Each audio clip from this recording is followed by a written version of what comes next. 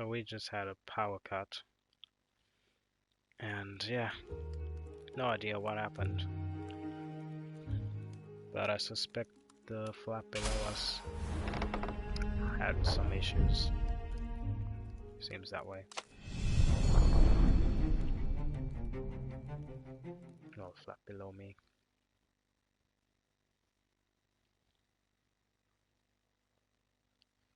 Yeah, I wouldn't be surprised if it cuts out again. I just hope it doesn't. That'd be so annoying.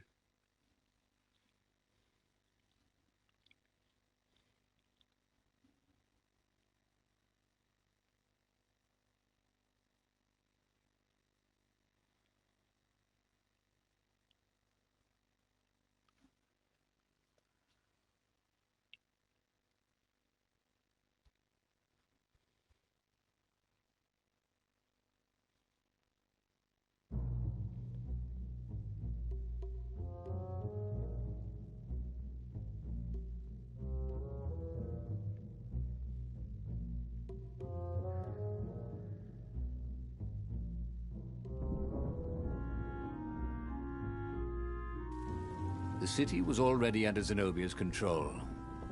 I had to admire her efficiency. Renato shivered at the thought of Zenobia at the mercy of the interrogators. Could he really turn her over to them? But this was war. It wasn't meant to be pretty.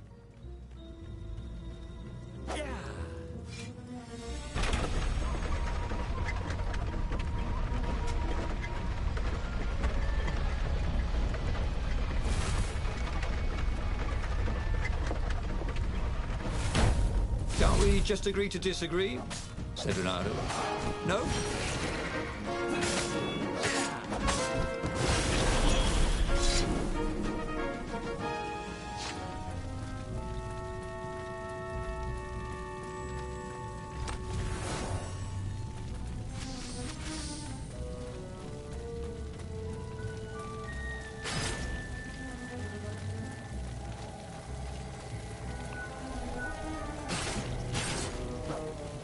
Well, the eyes have had it.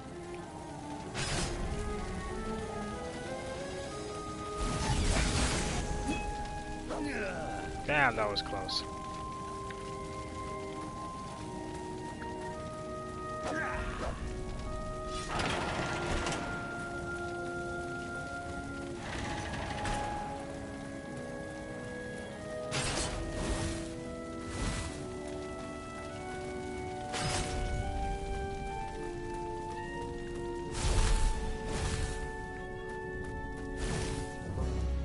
So, what's this plan of yours? Use me as bait, said Lupino.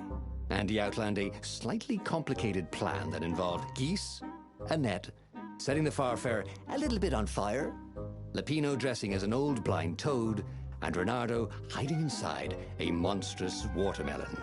What could possibly go wrong? Thought Renato.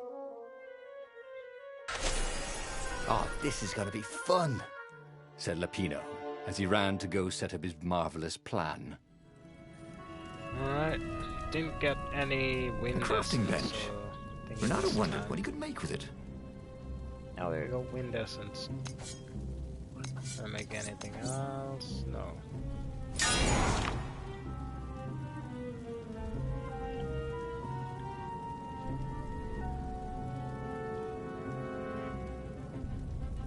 Hold on to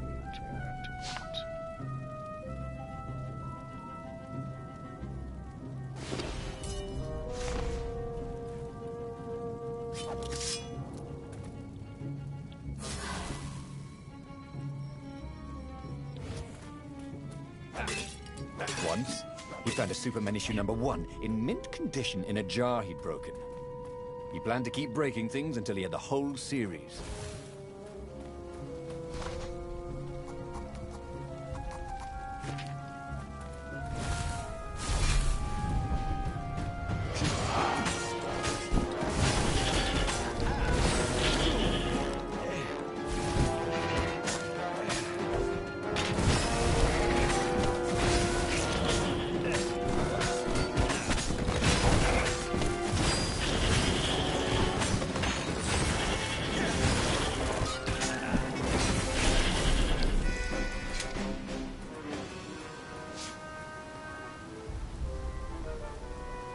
Renato felt dubious about the whole plan.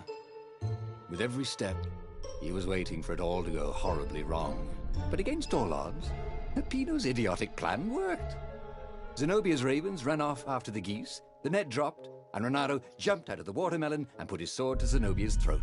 "Renato," she said, "are those new scars? They look good on you. You never returned my velvet jacket. It was my favorite. You look stupid in velvet. Ah, what does an imperial princess know about style? Oh, get a room, you two," said Latino.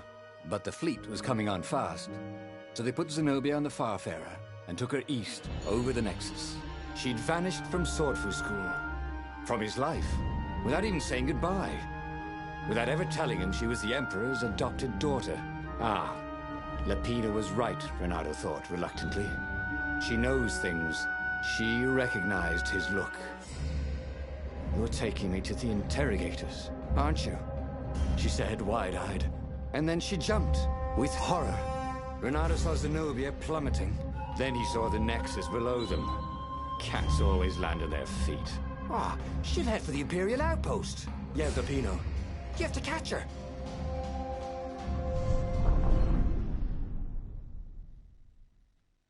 Really?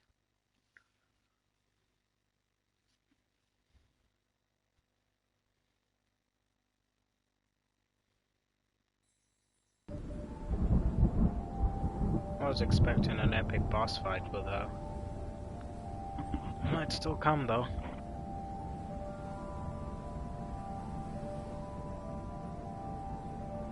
Cats can run faster, but foxes can run longer.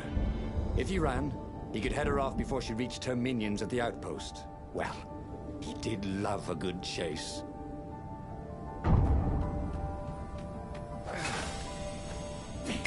Renato, smash!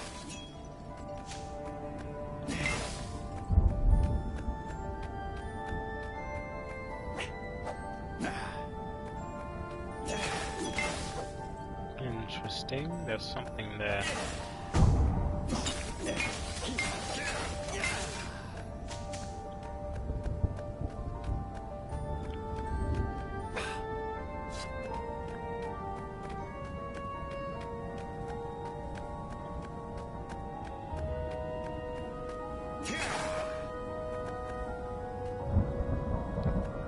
Who needed bridges anyway?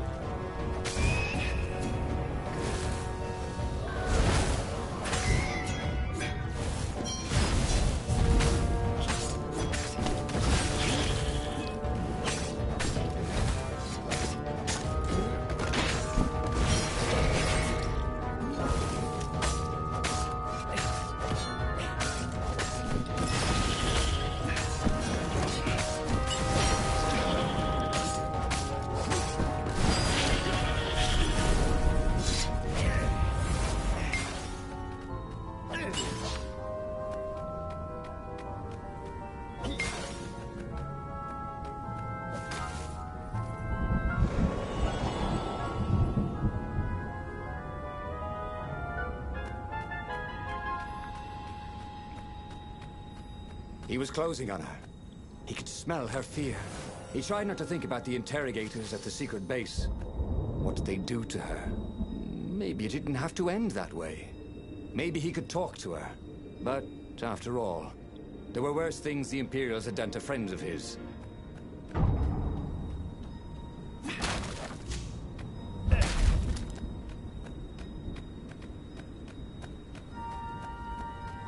If I craft a sword now, it's going to be really short.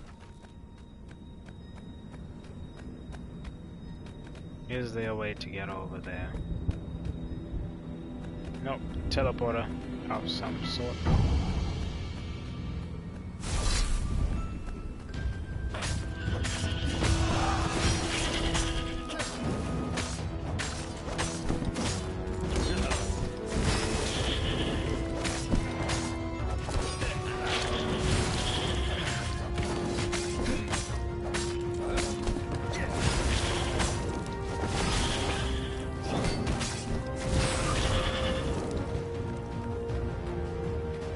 Oh, there's more. Why couldn't I move? Oh, I had no energy.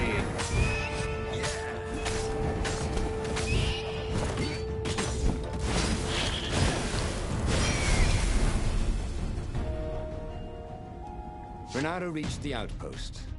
The Imperials there were no match for him. Soon after, Zenobia limped up the path. When she realized he was already in front of her, she didn't even try to run. Oh, you left without saying goodbye. Again, he said, please. I'm enjoying this a little too much. She said, shaken. Oh, spare us the chit-chat, would you? Said Lapino as he shackled her hands so she couldn't throw spells. She knows all his plans. All the way back to the Farfarer, Lapino nagged Renato about how the interrogators would pry all the intel out of Zenobia. How that would turn the tides in the imminent battle. All they had to do was take her to the rebels' secret base. Renato didn't like to think about what the interrogators would do to her. Couldn't he just talk to her?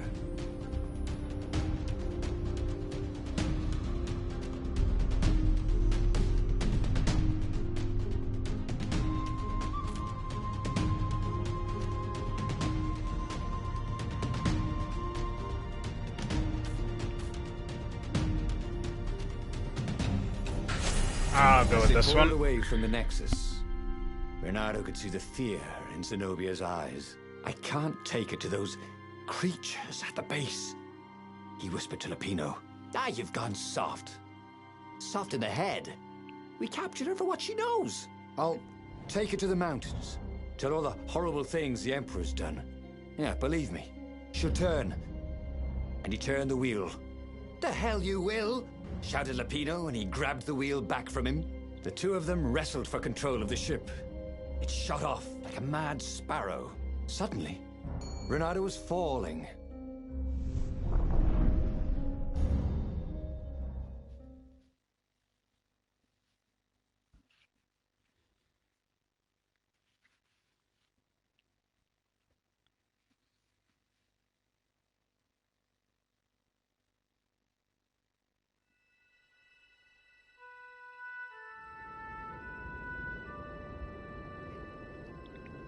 Well, if it showed you When he landing, came to, that'll be better. Zenobia was standing over him. Why didn't you take me to the base to be interrogated? She demanded. Do you know what's left of people they interrogate? This is some trick, isn't it? To make me fall for you again. Well, I won't. Oh, go on then. Scurry back to your ravens. I can't stop you. But strangely, she didn't. As Renato set off to find the Farfarer, she followed him, keeping just out of sight of the ravens. I need more materials, thought Renato.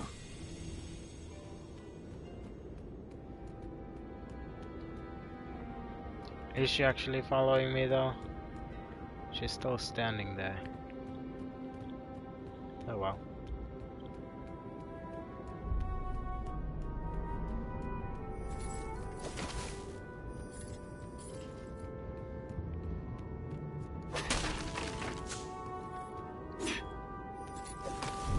Kill the fox!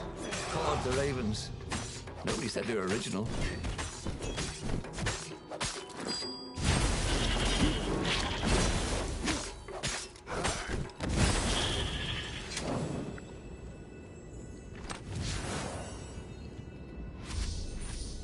That's all, really.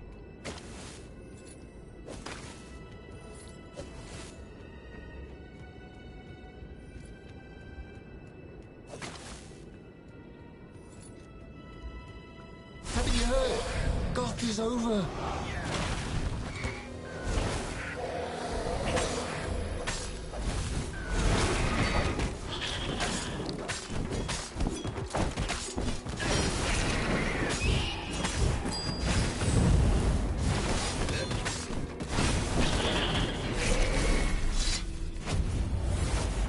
Yeah.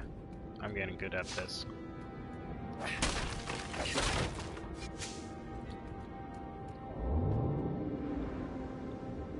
There was an inscription.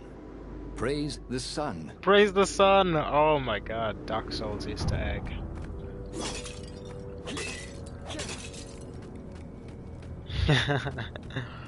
I like that. Which way should I go?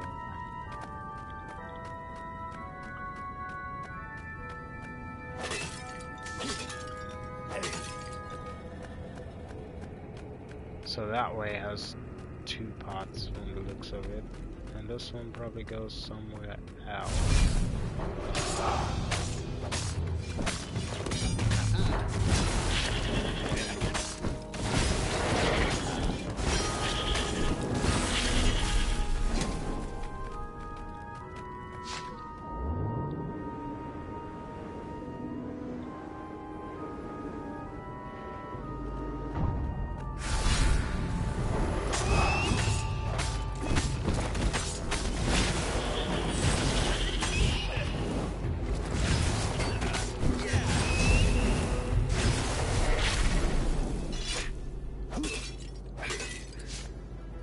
As Renato stopped to sniff the wind, Zenobia came up, still mad.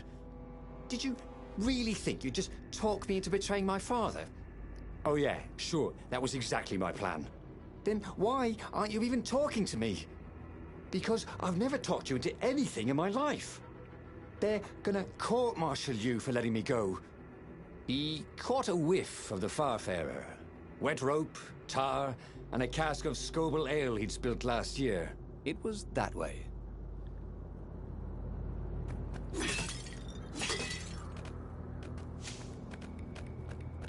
I actually want to go back now, seeing as... Really? Really, I can't go back?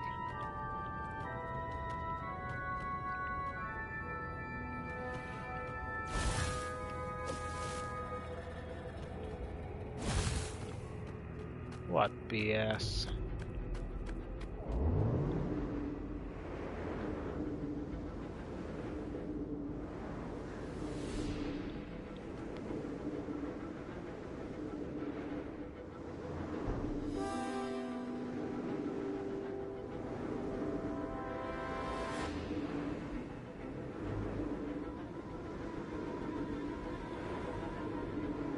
Look at this.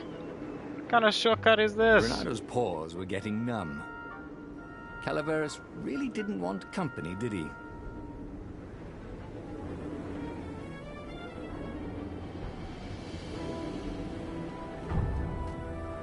Renato wondered if he should have taken Zenobia to the rebel base for real. Maybe she wasn't playing him after all. After the bleak talk about the Emperor's dark secret, he was regretting his suspicion.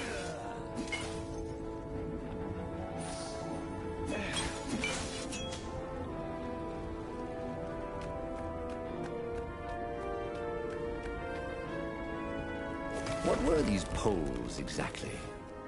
Parking meters from the time of the lost gods?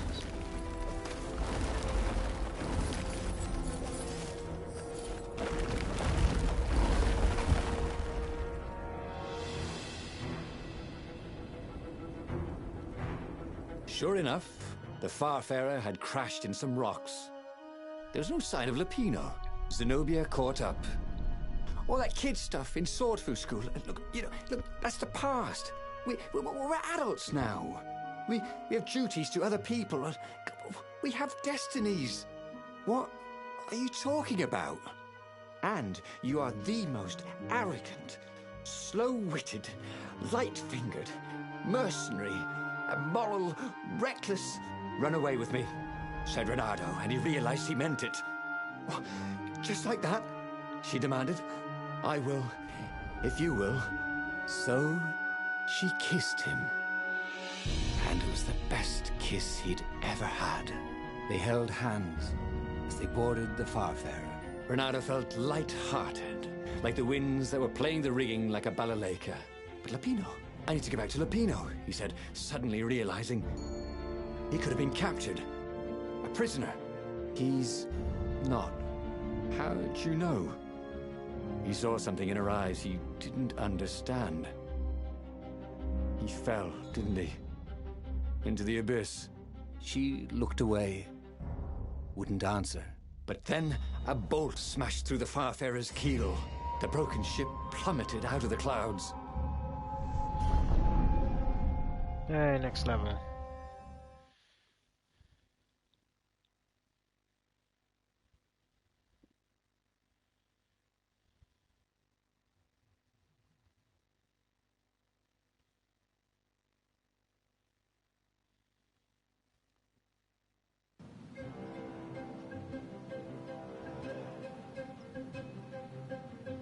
Renato picked himself off the deck.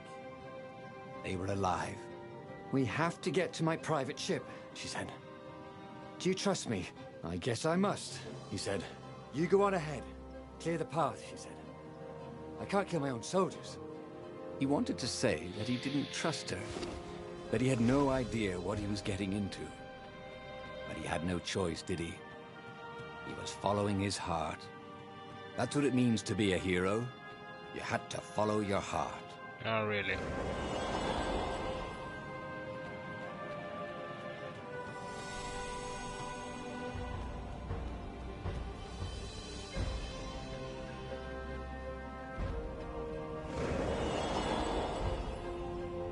Why does the screen have to freaking stop? It's so annoying.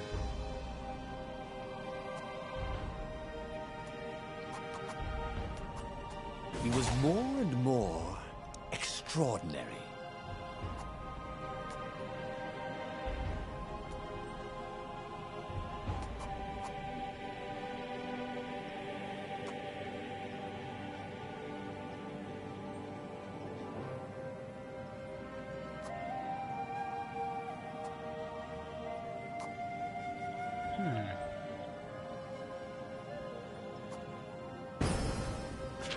I guess we got them all.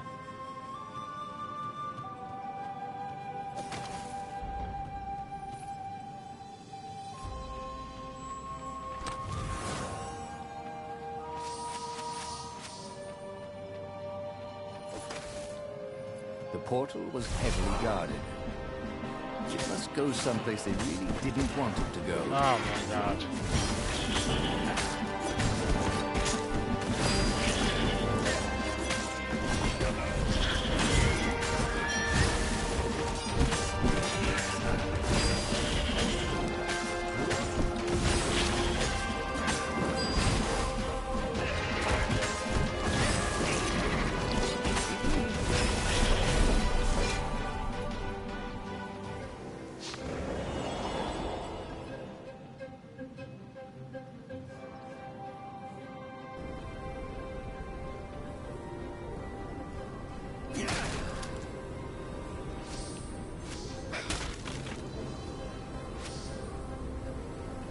He was practically sure he'd find something useful in one of these things. And I did.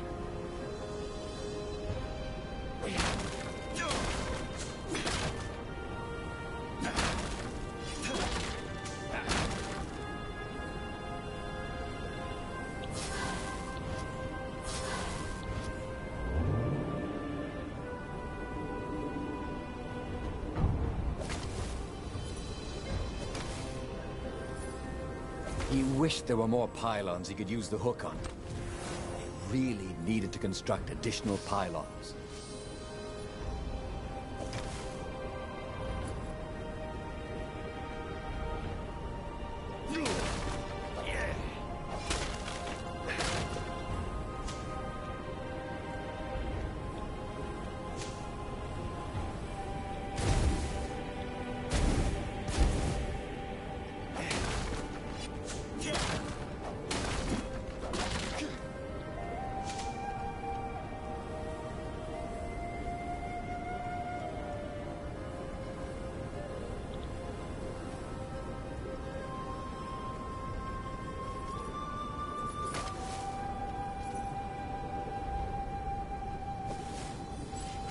Oh well.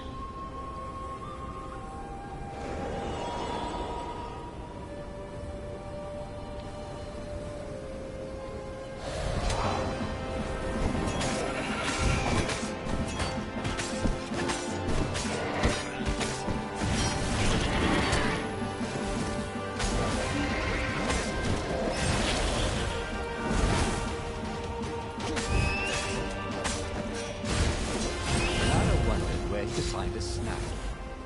He was feeling a bit peckish.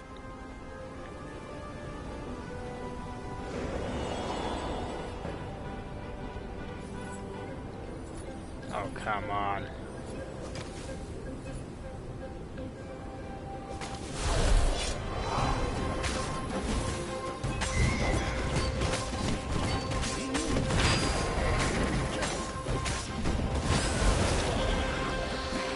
It was good to practice your moves, thought Bernardo. Such a limber.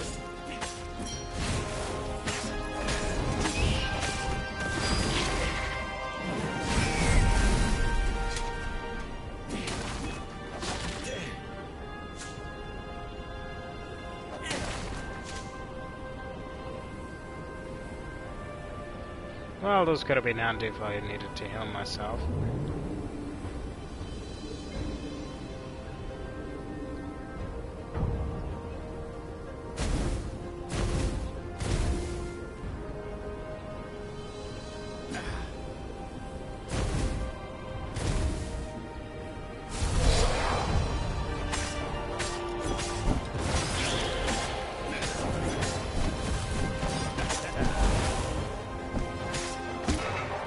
Oh shit, I didn't see that.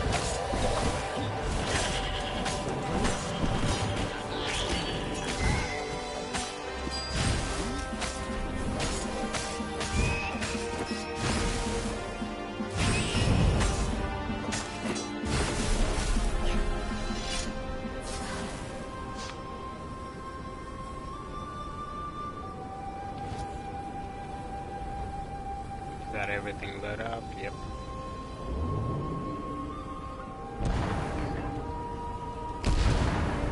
Okay. Cool. They paused to catch their breath. It was strange to be so close to her. What are you thinking? He asked. I'm trying very hard not to think. Me too, he said. Up ahead, he could see the thin silver of Zenobia's personal ship. It looked fast. They would leave all this behind.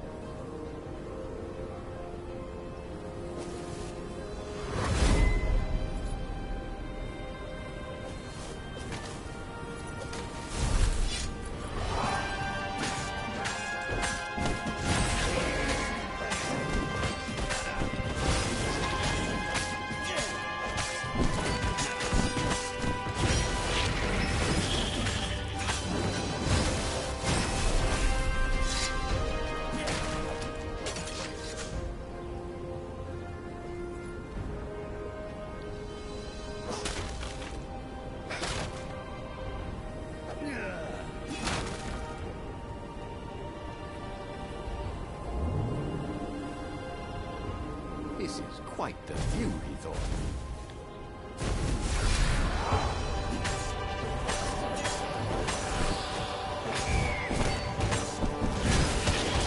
Oh, come on.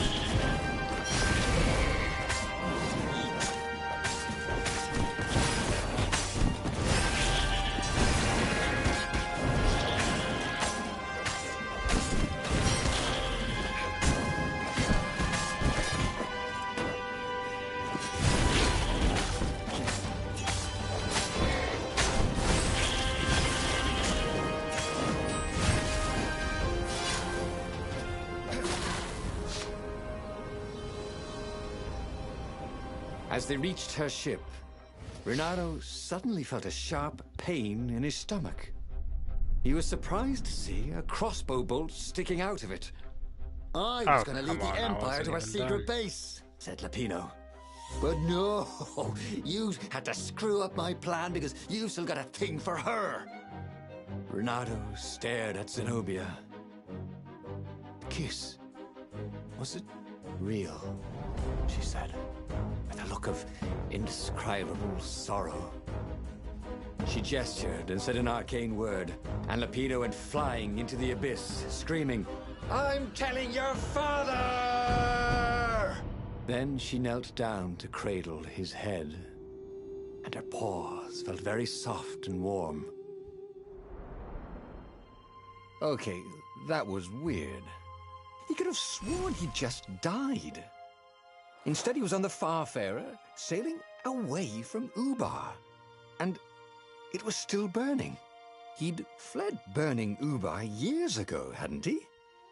And now he was back there. Had all those years fighting the Empire been nothing but a vision into the future? A useful vision if it was true. He'd learned something. Lapino was a traitor. Renato had suspected there was something wrong with the Mad Rabbit. But now he knew there was malice behind his goofiness. There you go.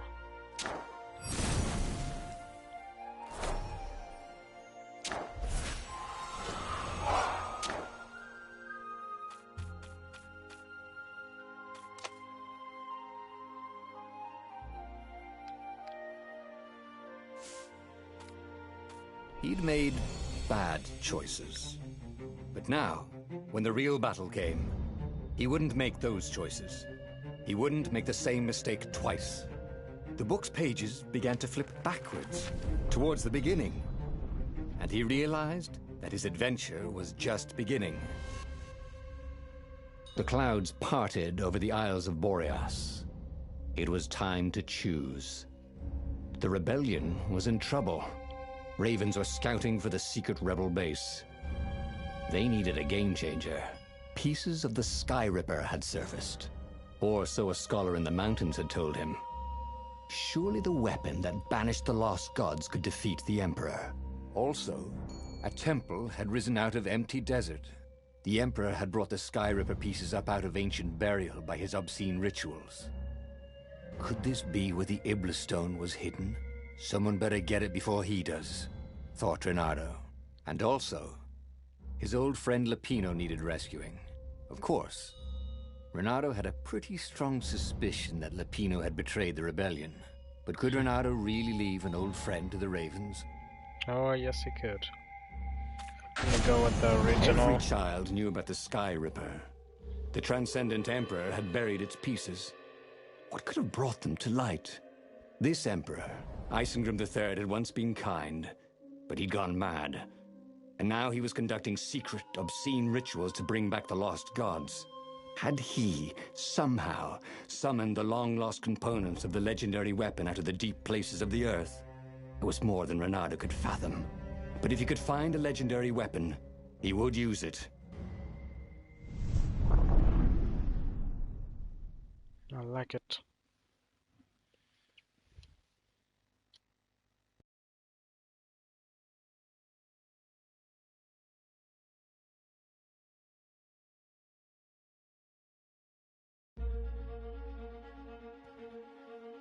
As he set foot on the island, Renato couldn't help feeling a bit curious. Was Lapino still waiting to be rescued? No. He was probably drinking champagne with the ravens. Did ravens drink champagne? Did rabbits?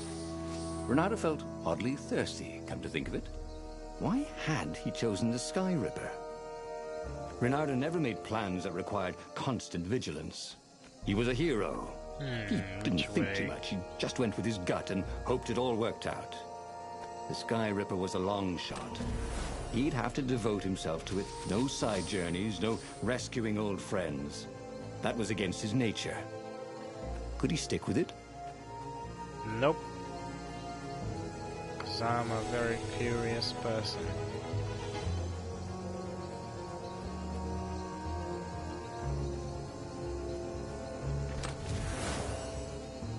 I wonder what I could make with all these sword crafting materials, thought Renato. Me too. Perhaps a fire sword? A wind sword?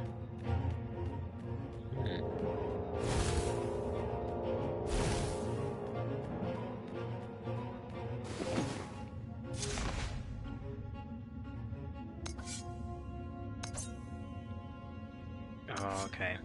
Got enough for the fire one.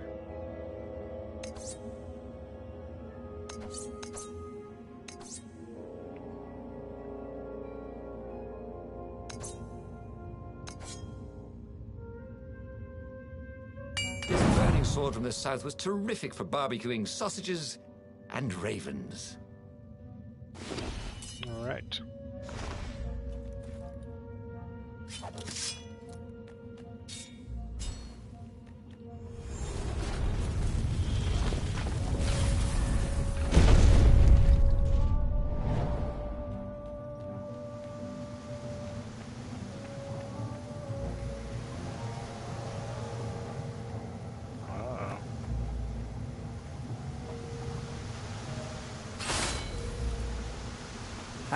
Bet you never saw that coming.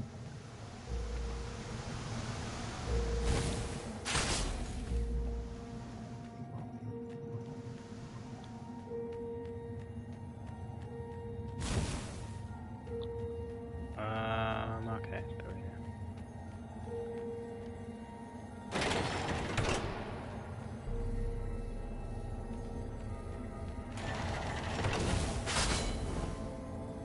The people who had built this castle, did they even know what monstrous weapon lay hidden within their walls? The Sky Ripper could destroy anything it touched, or so the legend said.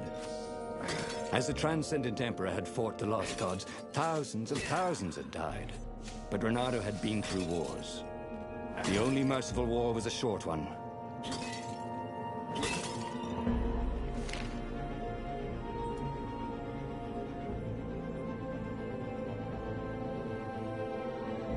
Okay.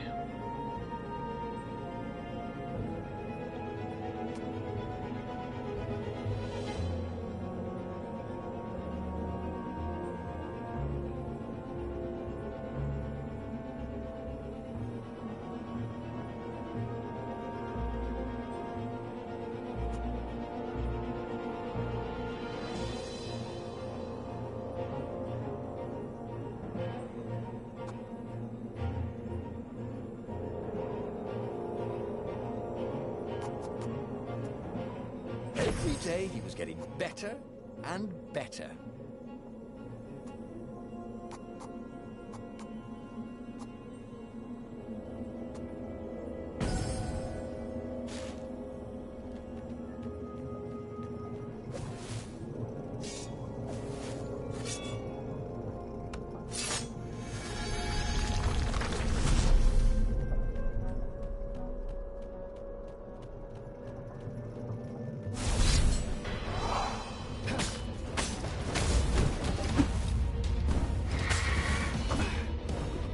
Can I borrow that?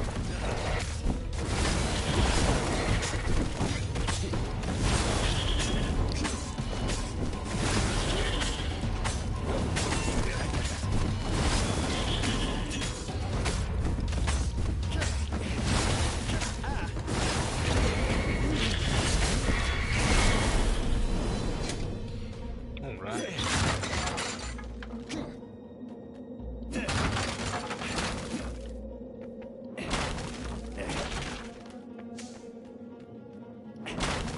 There had to be something useful in these things, didn't there? Agreed.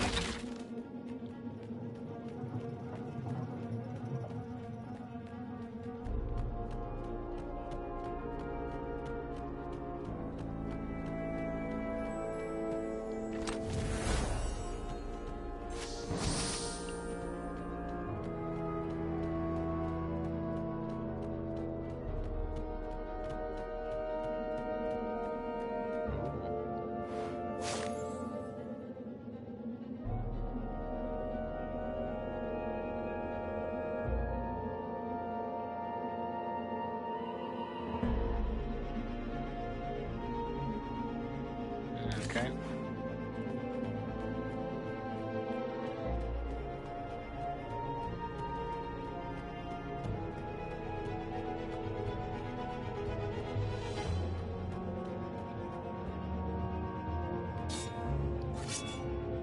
Sharp? Check. Pointy? Check. Flexible? Check. What else do you need in a sword? Oh, okay. This will be interesting.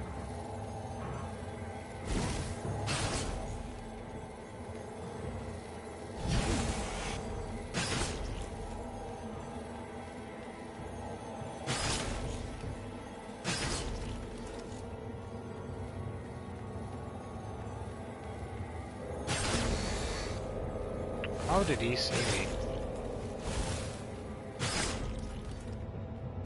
These things could really use a hand.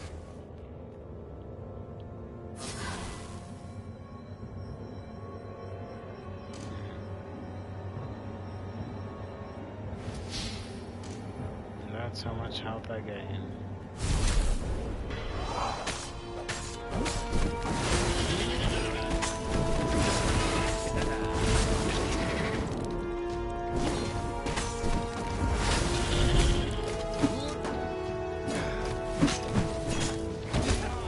Oh, come on.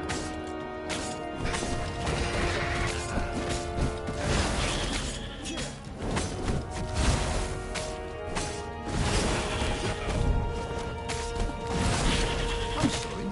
Was that your shield?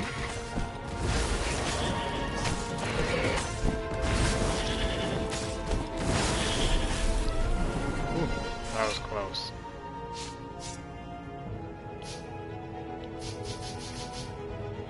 Can't heal myself.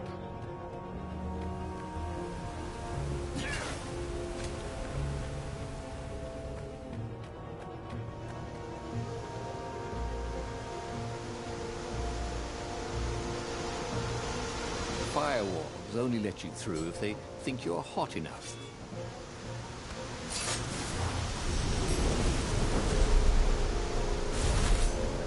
Great! I have no help.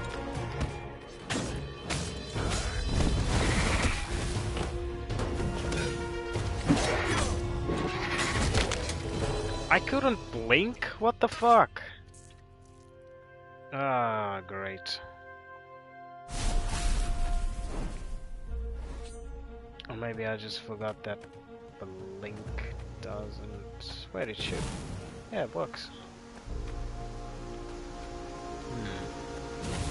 I don't know what happened there. I hear black is the new dead.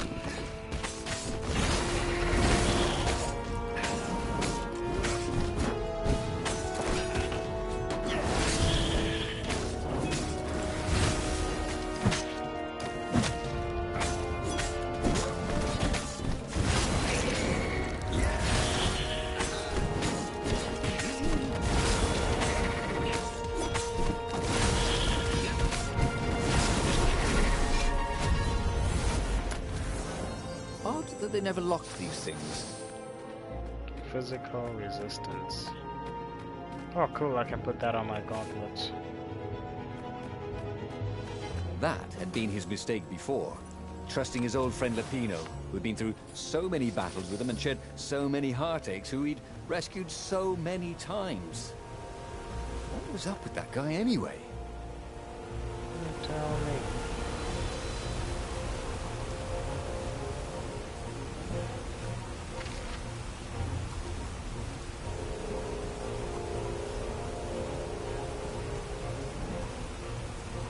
That sounds good to me.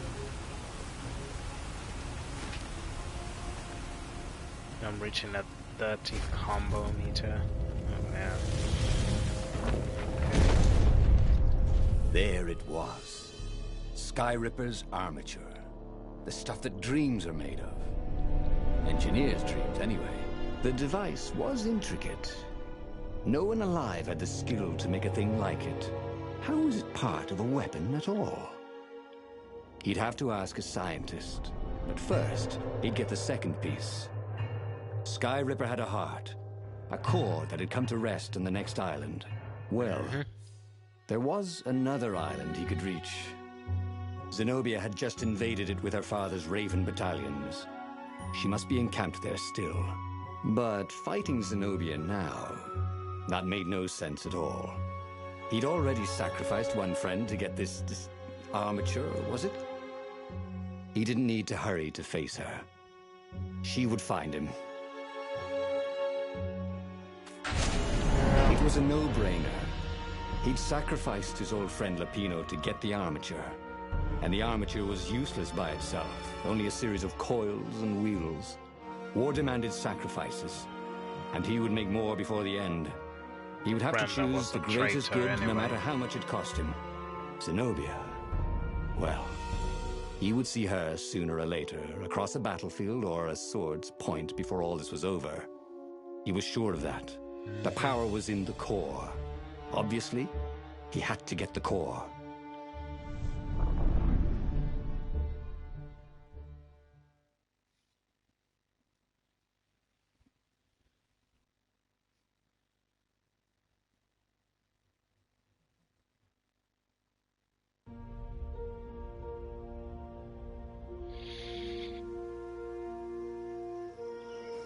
Doubt sunk in before he was even out of sight of the Farfarer. Why had he chosen the Sky Ripper? It was the sort of path he'd always avoided. Oh, what? A path of responsibility, of seriousness. So he's just gonna follow me? Had he grown up? He didn't feel grown up. He'd made this decision from his gut, like he always did. Somehow, he'd impulsively decided to stop being impulsive. Did that make any sense?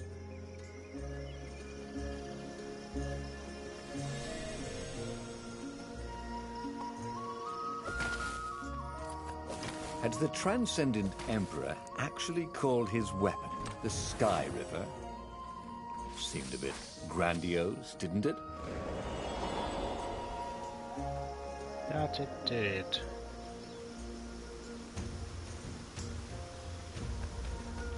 Alright, there's nothing there.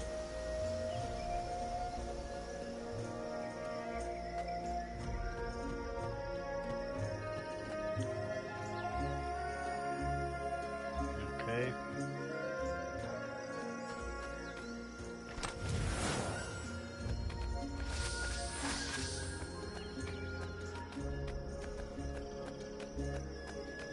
Oh, I'm close to creating another sword here.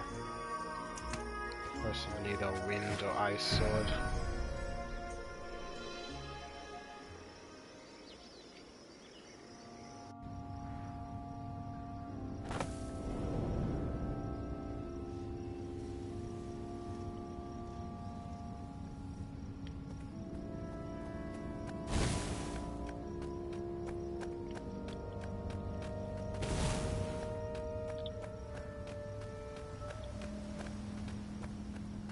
There was something sour in the air. Like the earth had ruptured over something that had been fermenting for a very long time.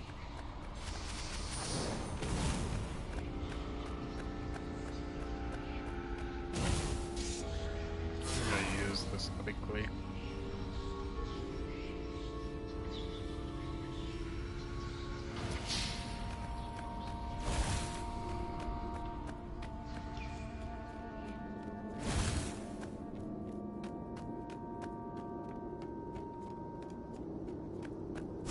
At the Raven Room, talking to her son. You don't write, you don't core. Get it? Core? I just made that up.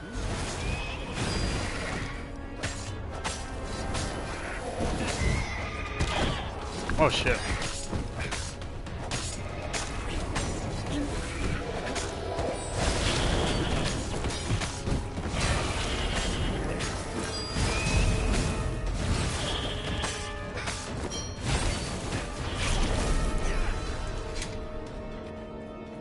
There were fewer and fewer trees.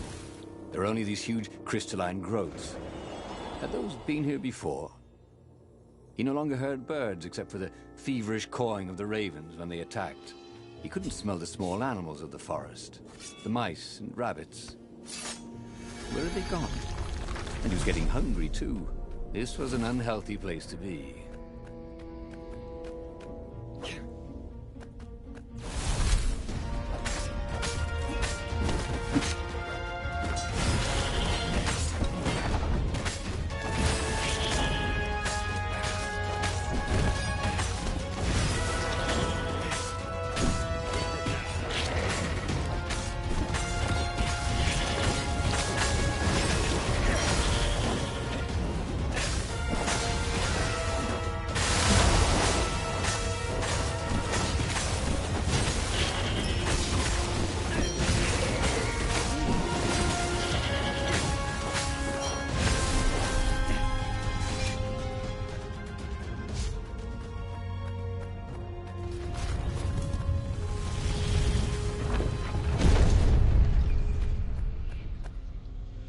The 20-sided core made him feel physically sick.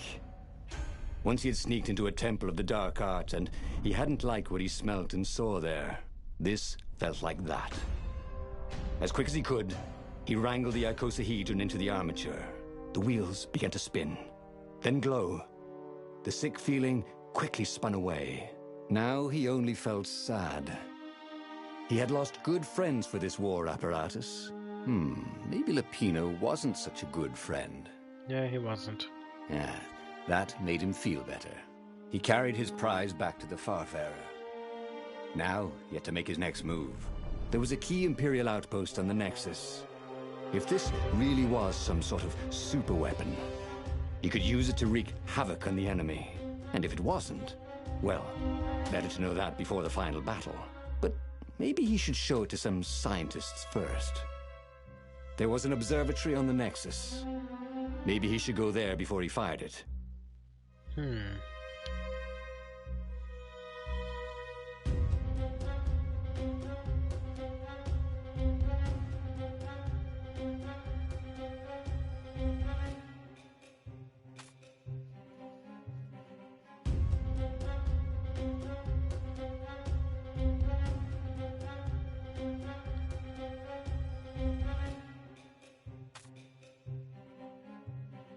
I guess I'll go for the scientist. Although I could get more XP from killing enemies by doing this one. Nah. Well, of course. If you've just assembled a weapon out of legend that can exile gods from the world, you'd want to have a scientist or two look at it. And even if they disagreed and he had time, he could ask Calaveras himself. Yes, the observatory would be his objective.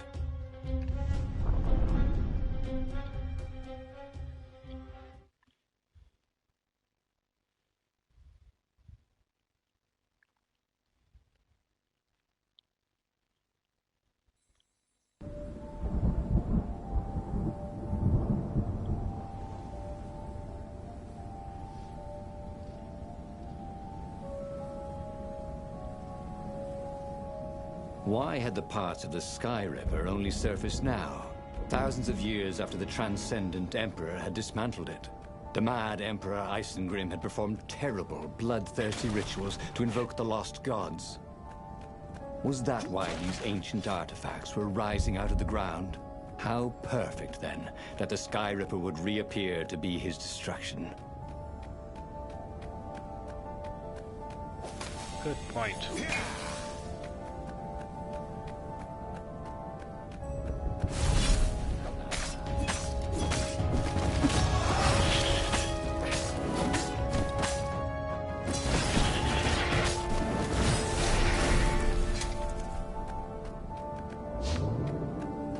Damn it. This would be the perfect place for a tic-tac-toe board.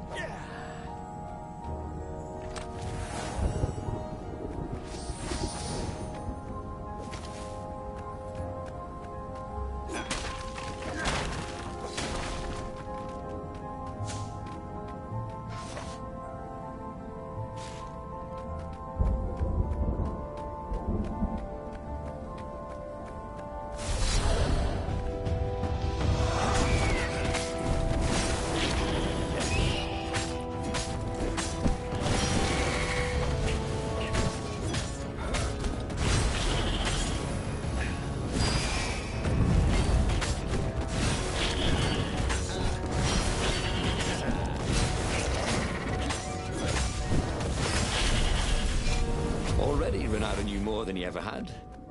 But about what?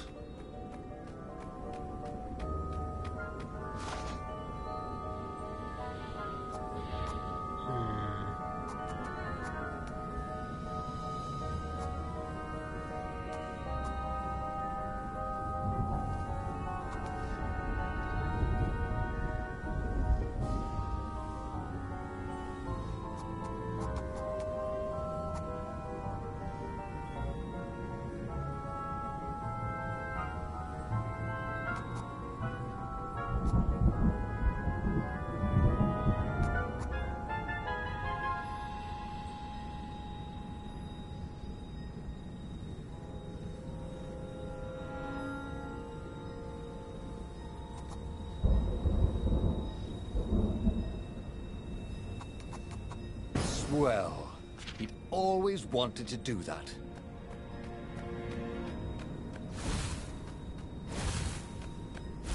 A legendary weapon was exactly what the rebellion needed.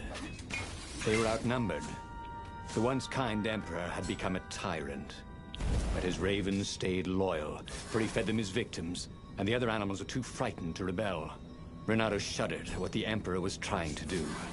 To bring back the lost gods, the Black Harvest, the Black Sun? No. He would stop that toad, no matter what the risk. He'd once met a pirate captain. He used hooks to get around his ship. What was his name again?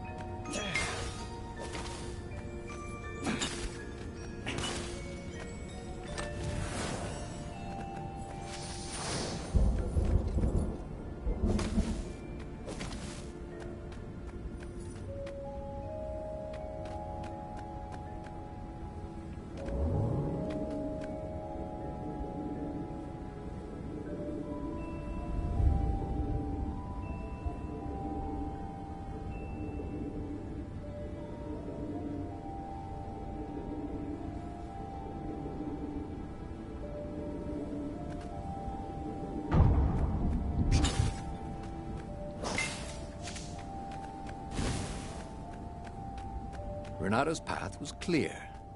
Let the scientists ensure the Sky Ripper was safe to use, bring it to the rebel base, and then assault the Imperial fleet for the win.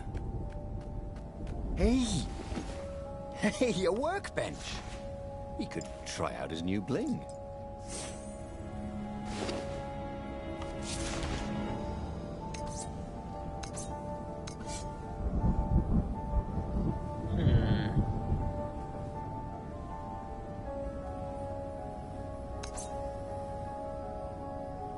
So I could upgrade it.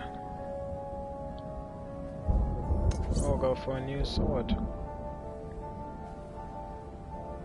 This sword from the frigid north was really useful for making popsicles and birdicles.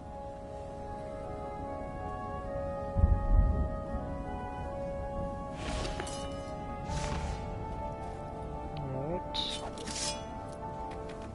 Oh, use that.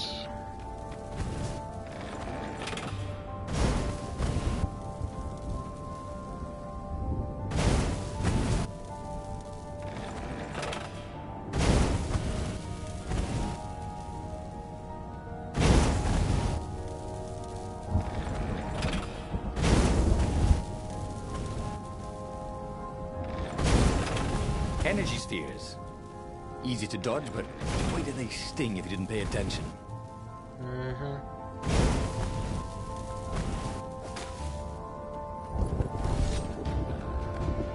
Boy, some people are just liable to explode if you upset them.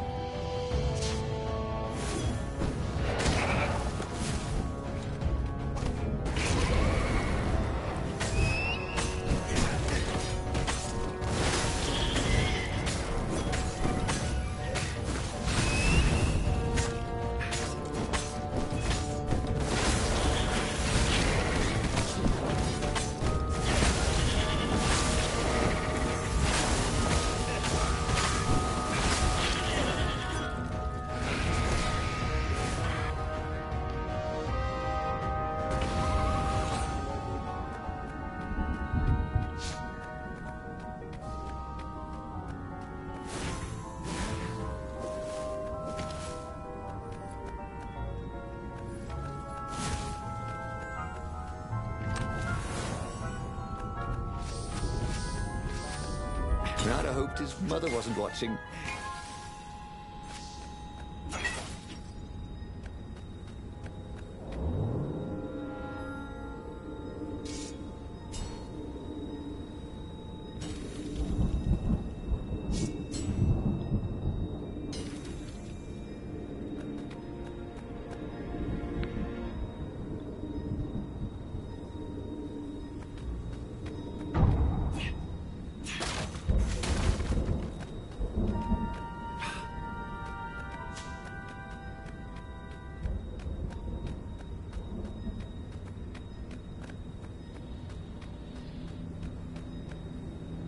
Renato was thrilled. The scientists seemed to think he'd put the Sky Ripper together right. But one toad was worried. Yeah, the Sky Ripper could tear a hole in existence itself. There are invisible strings that tie the universe together. If the Sky Ripper cut one, the hole would widen and widen until our whole existence fell into it. Another toad sighed. Oh, Irving still believes in string theory. At least go see Calaveras. Yeah, said the worried toad. He knows more than anyone else has forgotten about the Transcendent Emperor. If anyone could tell him how to use this weapon safely, it would be Calaveras. It was he who had told Renato how to find it in the first place. But maybe he had to give up on using it as a weapon. Maybe he had to go to the secret rebel base and ask the generals there what he could do with a weapon that he dared not use. I'll go with this first one. Well, he should have known he'd have to consult Calaveras again. The scientists at the observatory were smart enough. But what did they know of the Transcendent Emperor? He hoped it wouldn't delay him too long. The rebels had scheduled the final battle soon. Every day they delayed risked the exposure of the secret base. And some soldiers were already drifting back to their homes and families. Calaveras would fix the Sky Ripper for him. And then he would win the final battle. Would he though?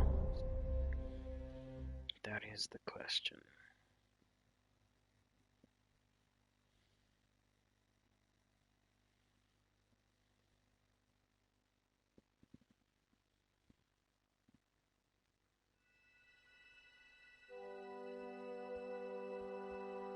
Maybe it was the cold. But after a few steps, Renato's optimism started to slump. What if Calaveras couldn't help? Did Renato dare use the Sky Ripper? Oh, he hated that he had chosen this path. It was so much simpler to rescue friends and attack enemies. Even if some of those friends were more trouble than his enemies, some of those enemies had been friends before and might be lovers after. No, okay. It wasn't all that much simpler, no. Physics made his brain hurt. That, at least he was sure of. Hoped his hook didn't break.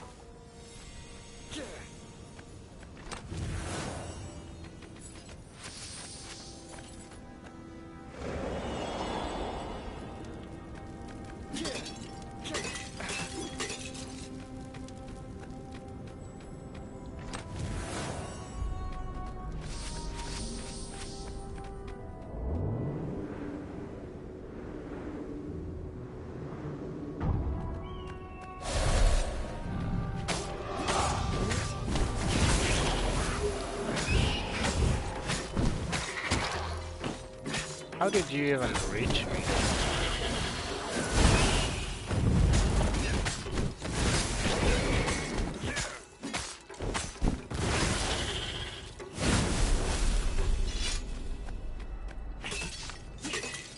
He tried to focus on the now. The ravens who seemed everywhere all the time. Where did they hatch from? Were there giant raven hatcheries somewhere, or did they have families? He didn't want to think about raven mummies raising their darling raven chicks.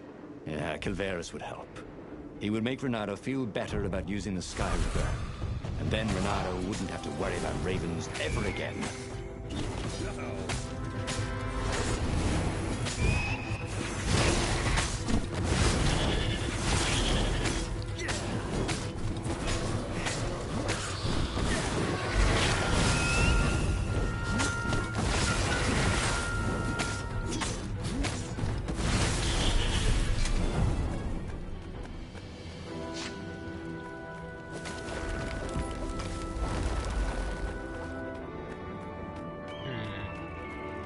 I don't have that sword Couldn't yet. they put in an elevator?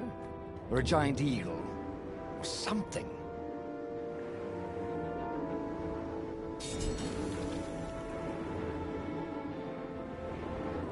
A giant eagle, I just got it.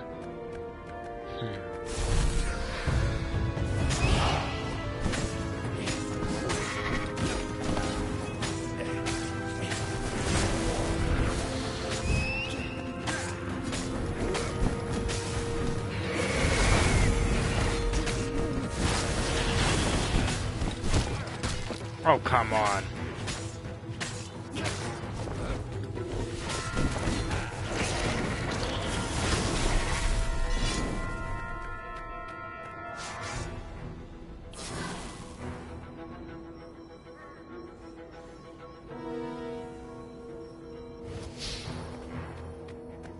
That'll have to do. This chest had teaspoons stolen from every inn in Boreas.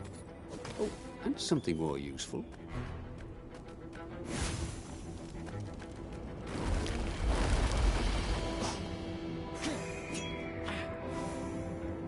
Oh, with an ice sword I can't attack those? Oh wow. Maybe I should use a fire sword on them.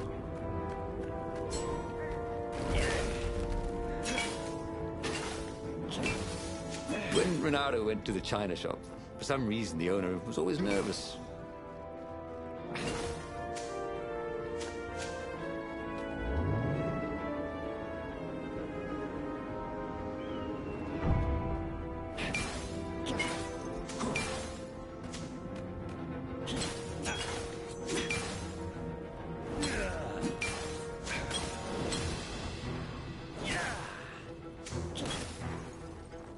Leave those there and see if they stay.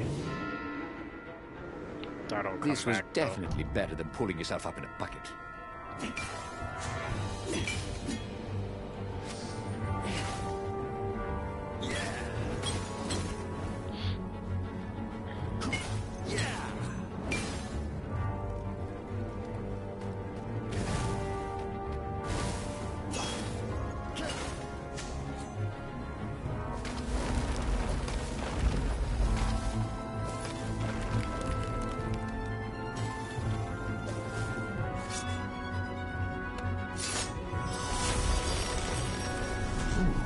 What's there? What is there?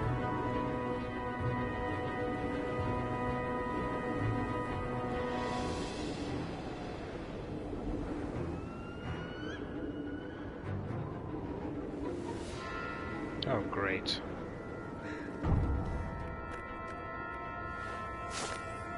Dear Zenobia, do you remember the expedition that I sent to the depths beneath the islands? They have returned, well, 3 ships have returned, out of the 8 I sent.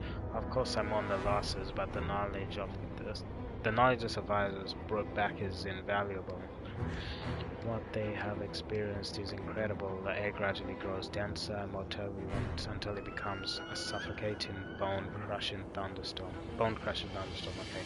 But the islands keep stretching for miles below the surface. They have roots and radiate downward far beyond sight. The islands are alive. This is the proof I was looking for. The thick air in the depths keeps them afloat, and in the depths they find this sustenance. Do they have a conscience? Are they aware of our existence, or are they merely parasites that they ignore or tolerate? What? Or are they aware of our existence, or are they merely parasites that... Or are we... there we go. I must prepare another expedition. This time I will go myself. I need to see the wondrous world of Everscandi. I hope you'll visit me before I leave. I would like to hear more from you and that new friend of yours, Renato. With love, Father.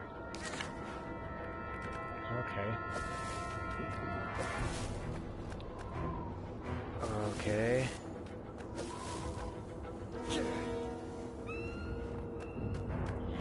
Huh? A lever? That was new. Most people still use doorknobs.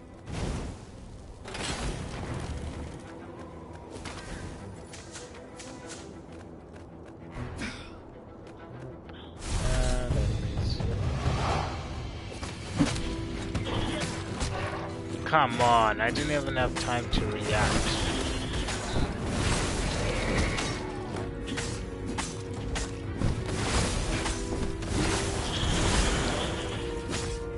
Who are these guys? They seem to make everyone else harder to kill. Oh, really? Good to know.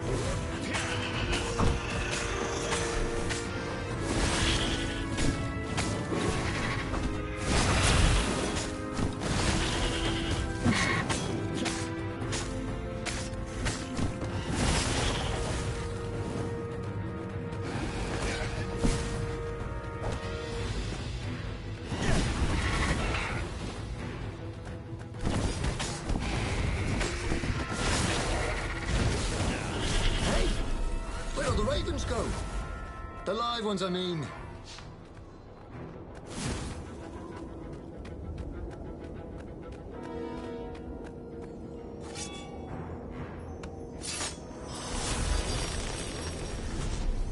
Treasure. Attack speed, yes. Critical chance.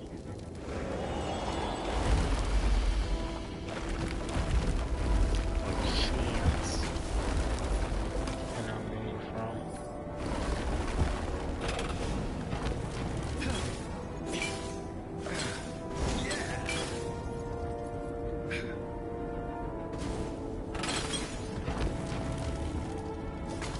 Renato had sacrificed a friend for the Sky Ripper.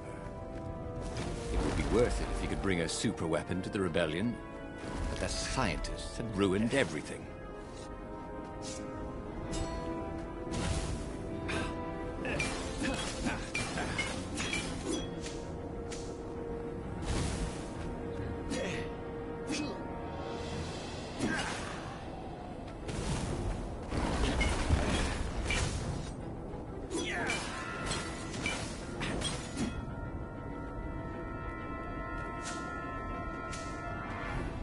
He felt like Tarzan. Did he now?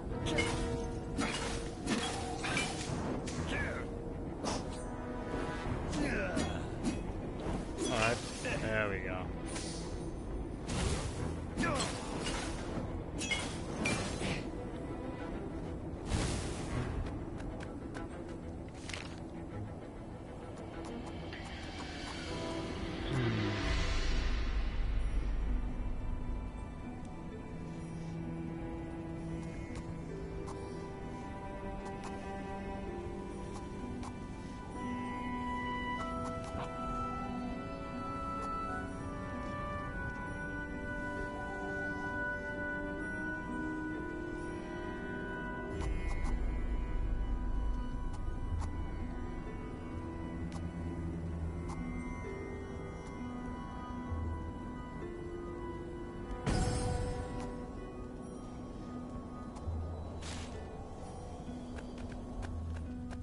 That should really give me full help for getting it. Calaveras had never let him down. Yeah, of course I can make it work better. But when Renato explained about the strings, Calaveras grew thoughtful. Oh, strings, you say? Well, the Arcana do speak of the ties that bind the world. He drew many intricate symbols in the dirt. Yeah, so, according to my calculations, each time you fire, I'm afraid there's a 1 in 120 chance you'll destroy the universe. That's pretty good odds. That's like rolling, what, 21 dice and they all come up 6. What are the odds of that? What? No! It's more like 2.716s in a row. Anyway, with those odds, it won't happen if I use it just once. What? No. That's so not right. Each time you use it... Okay, look. Just don't use it ever. At all, okay? All right, I guess. As he sailed away from the mountains, Renato could see clouds darkening. Rain? No. Ships. Imperial ships, swarming thick as bees. This was it. The big battle. They could not afford to lose this one. What if it did not go well? What if he had to use the Sky Ripper?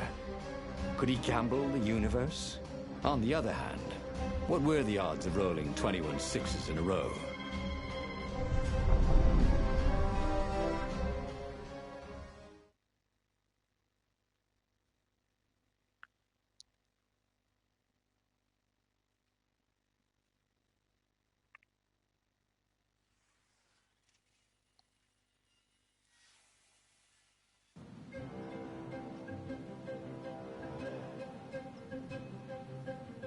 The battle was not going spectacularly well. What had the rebels been thinking? They'd been thinking he would bring the Sky Ripper, or the Iblis Stone, or that he'd sideline Zenobia somehow, or turn her. Couldn't he use the Sky Ripper just once? After all, If chances were 1 in 128, that meant he'd for sure be okay the first time. They'd get worse each time he used it, but the first time would be okay, right? He wasn't sure that it was right. Needs more ore. So he didn't fire the Sky Ripper. He just brought it along, in case.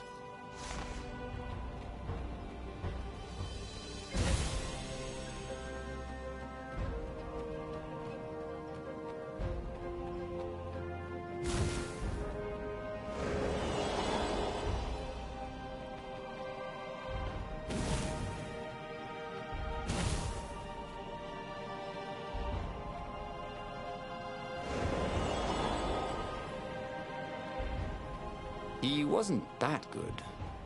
Yet.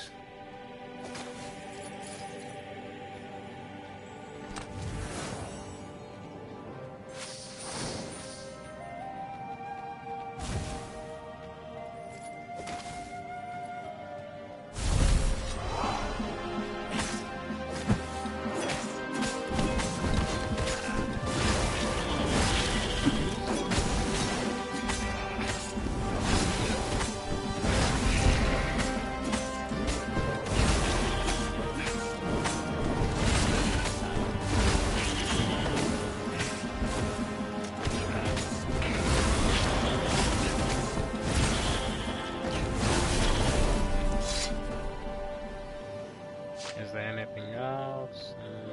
No.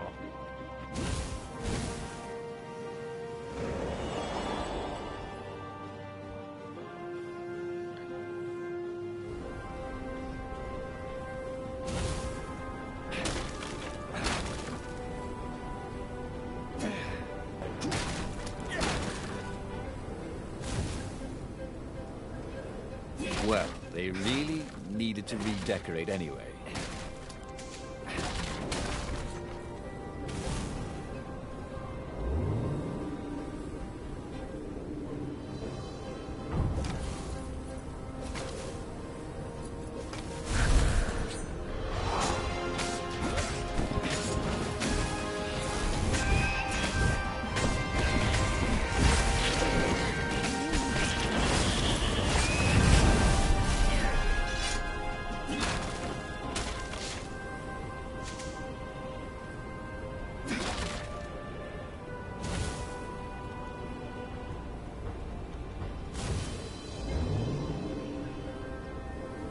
This thing really needed a roof.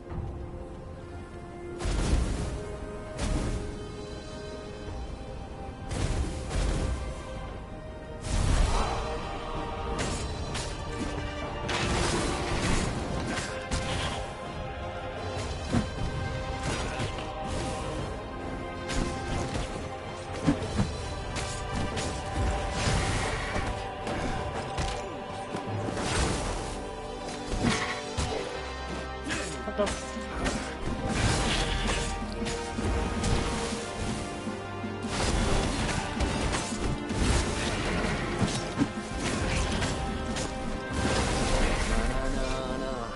Na na na na. Hey, hey, hey. Goodbye. Someone had told him the odds didn't change just because you'd had a streak of good luck. His gut told him that was wrong, though. And he always listened to his gut. On the other hand, 128 chances to win. But one of them would destroy the universe. Yep. That seemed a bit serious. Maybe he could defeat the Emperor without firing the Sky Ripper. Maybe he could bluff, but with a real weapon. Like in cards, when you had 3 knaves, but you pretended you had a fizbin. That could work.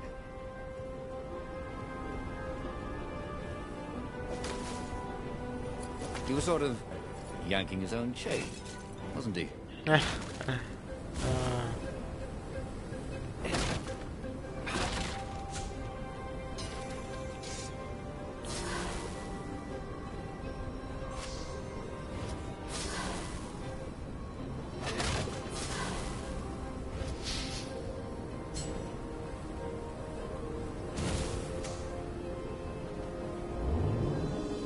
And enemies.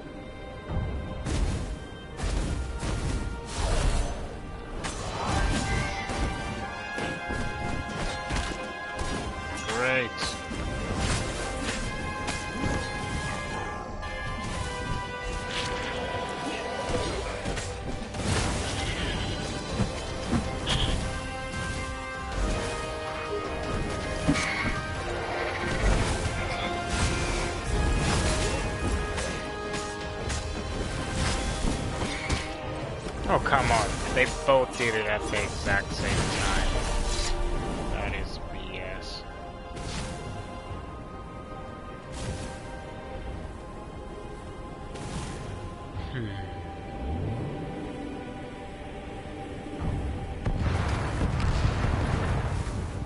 Oh, shit.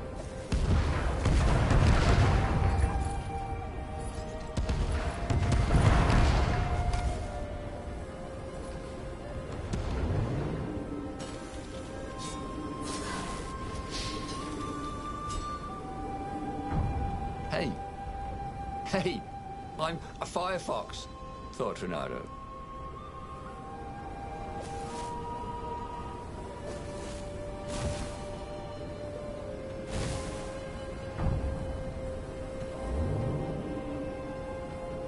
I know, Firefox browser, blah blah blah.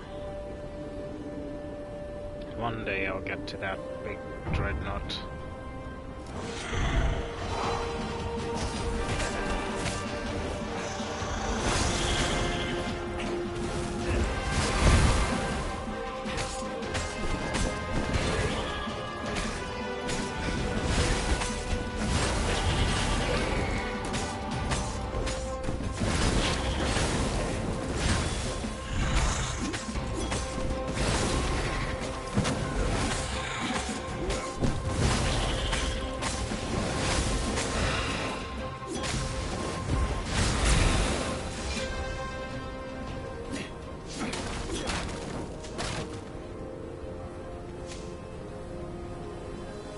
He set up the Sky Ripper and let it warm up. He would bluff if he had to. Like a small Zenobia Death came Star. out, flanked by a very daunting platoon of ravens. You won't actually use that, she said in that annoying, I know everything because I'm a cat and you know nothing because you're just a fox voice she had. Or I know the odds. Good, because there's a real chance you could destroy the universe. No, not the first time I use it. The odds are too low. What? No? Yeah, sure. The first time, the odds are practically nothing. They only go up if I use it a bunch more times. No, but that's not how odds work. Didn't you pay attention in class? Now surrender, or I'll use it. Just once, he said. Don't. He felt sure the odds were with him. You have to go with his gut. That's what heroes do. Fire, he said. Please? The Sky Ripper fired. With a tremendous whoosh, the Emperor's flagship went up in flames. It was awesome. Then he noticed. There was a hole in the air. A blackness, like a tear in a parchment. Wind was blowing into it, widening it. It grew larger, and even larger. Crates fell upwards into it, and the world itself seemed bent, like the reflection on a curved mirror, as it poured into the ravenous hole. Ah, 1 in 128. What are the odds? Thought Renato. And then everything fell into the hole and was gone. Renato stared at the book. He was still alive. Again. And still only flying away from burning Ubar. Had he lived that adventure? Or only dreamt it? Had he really died? It felt so real, not like a dream at all. And he'd lost again. Oh, he hated that. But he had made different choices. And he'd lost in a different way. It was the book, wasn't it? Oracles showed you your destiny. But this was showing him different ways he could die miserably. Thanks a bunch, book, he thought. But these were destinies that he did not have to fulfill. But he'd learn another true thing.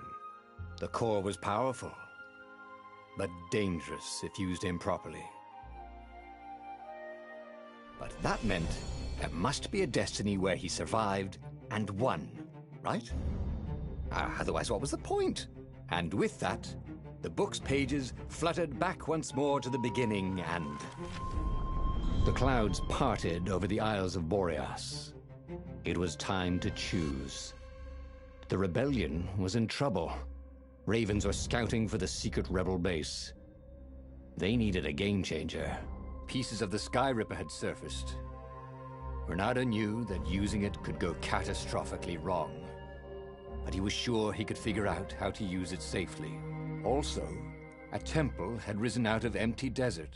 The Emperor had brought the Sky Ripper pieces up out of ancient burial by his obscene rituals. Could this be where the Iblis stone was hidden? Someone better get it before he does, thought Renato. And also, his old friend Lupino needed rescuing. Of course, Renato had a pretty strong suspicion that Lupino had betrayed the rebellion. But could Renato really leave an old friend to the Ravens? The island was windswept desert. No one went there except ostriches and ostrich hunters. The Iblis stone. It sounded ominous. It sounded powerful. If the Emperor was searching for it, it must be dangerous. And so, Renato went ostrich hunting.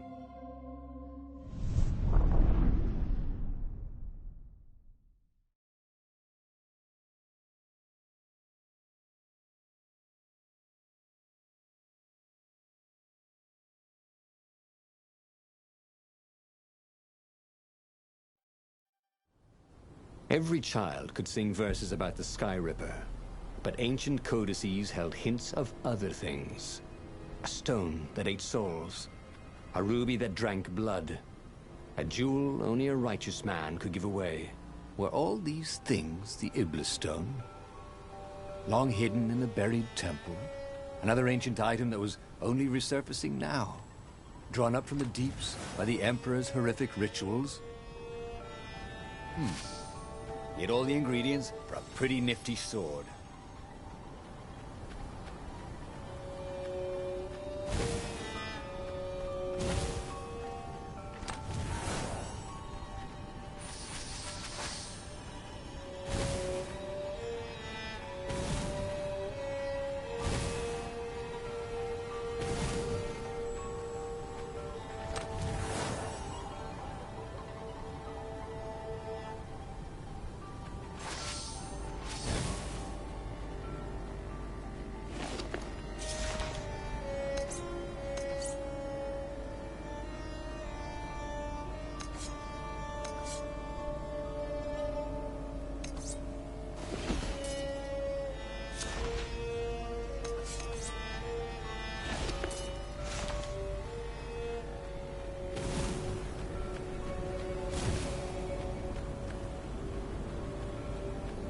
The air here tasted bitter. The steps were too tall for a person. The entire place felt restless, like it had been vexed to nightmare under the dust, waiting for its hour to come around at last.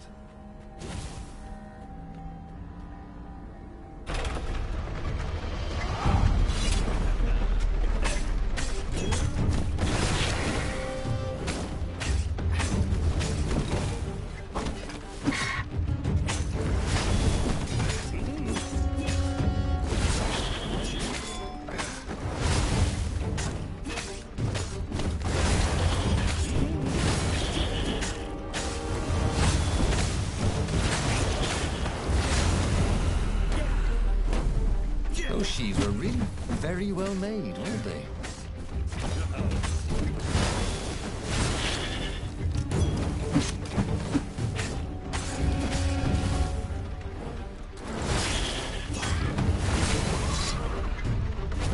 Ravens were already here, cawing in frustration. They were still searching for a way in. Good. Then he hadn't come too late.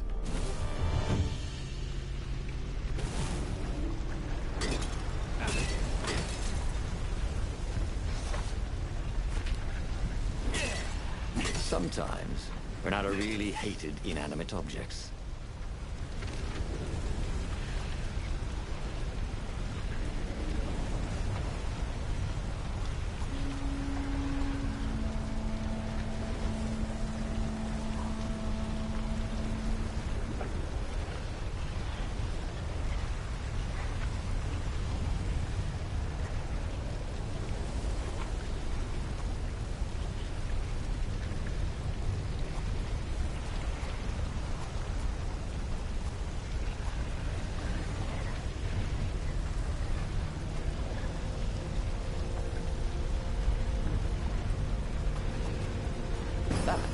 come in handy in a pinch.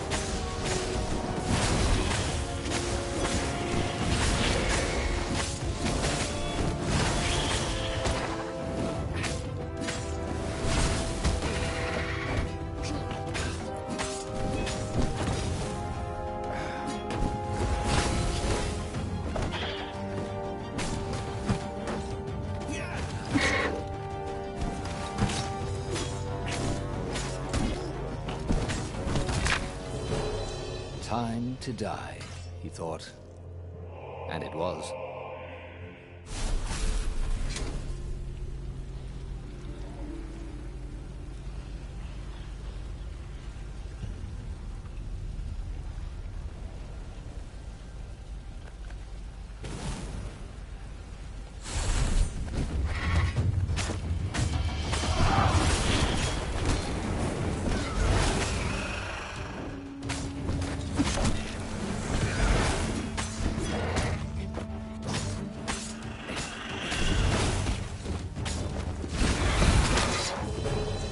Wallabies, he thought.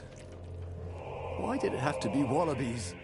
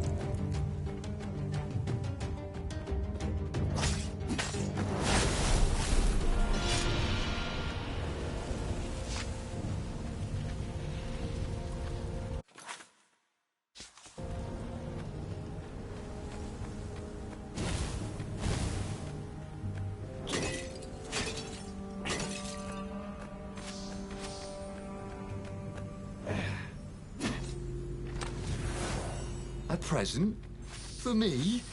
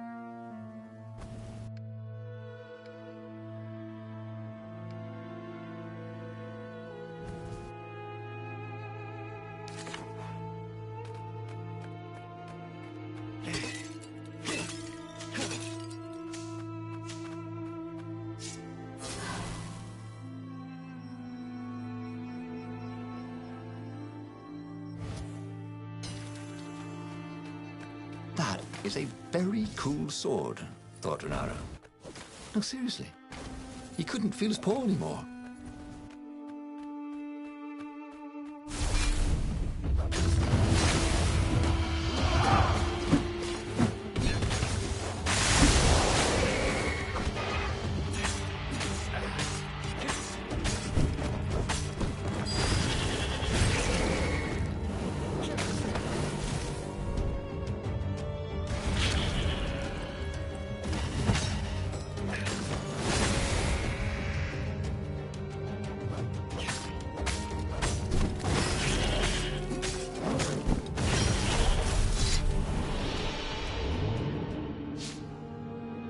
Renardo wondered what would happen if he jumped.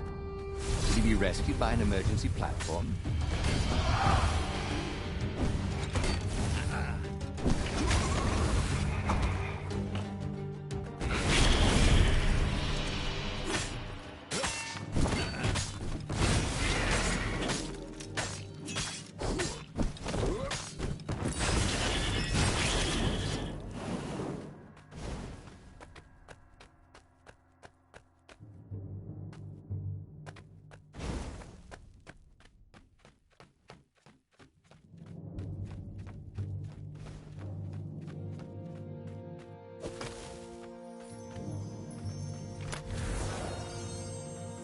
That ought to be enough for a proper sword, he thought.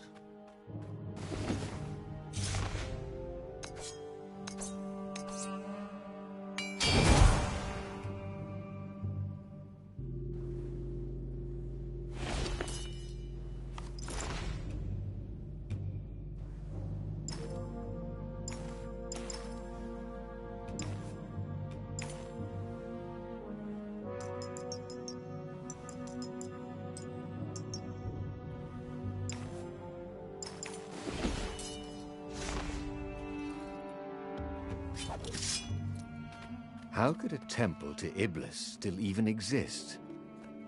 The Transcendent Emperor had destroyed all the shrines of the lost gods after exiling them. Had it been buried in that long-ago battle? Or had Iblis foreseen his fate and hidden it from his enemy?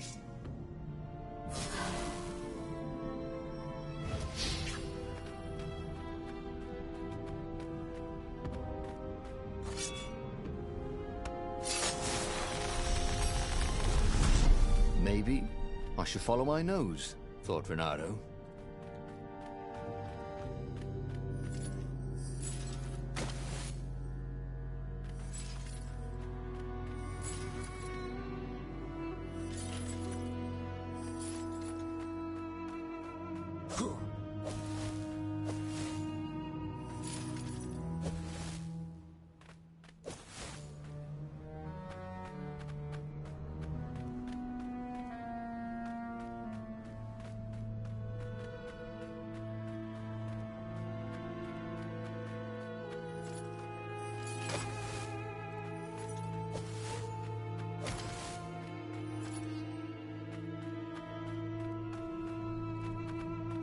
Don't look down, he thought.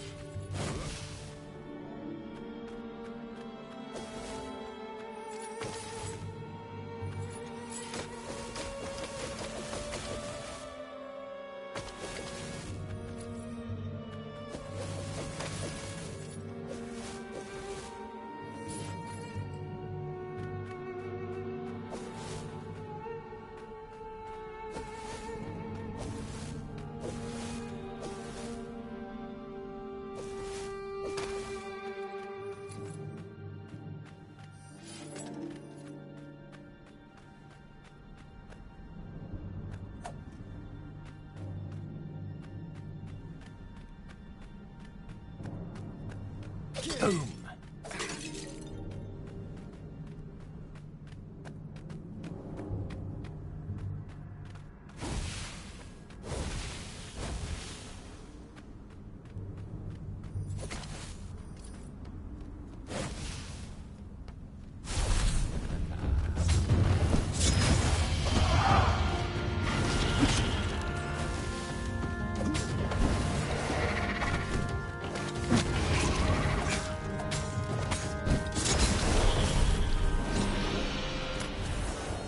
This one contained nothing but unmatched gloves. And something more useful.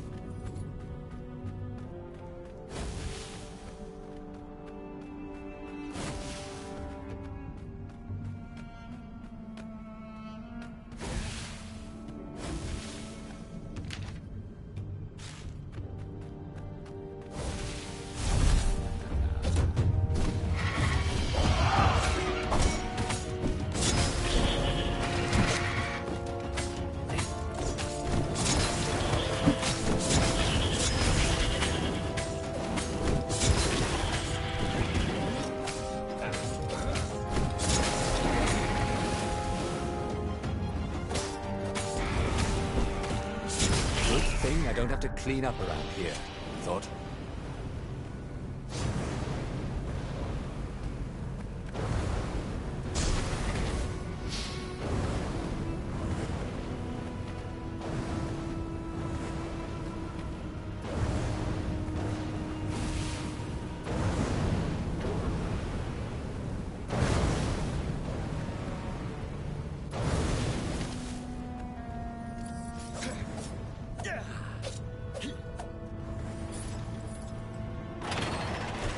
The Ravens at least could not get past this point. Obviously, the temple builders knew how to deal with tomb raiders.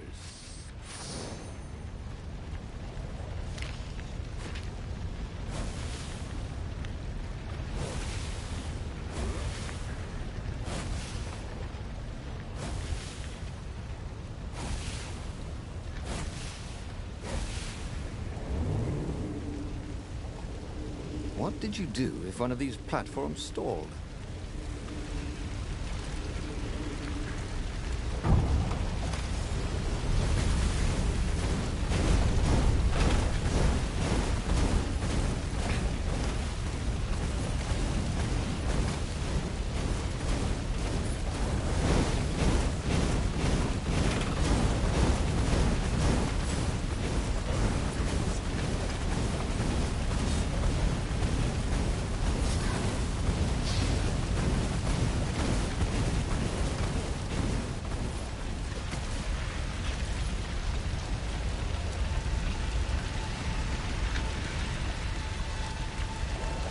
It was a stone of the purest blackness. It reflected no light, like a void made solid. Nervous, he picked it up. I can make you mighty. Who said that? It was the stone. Eager, thirsty.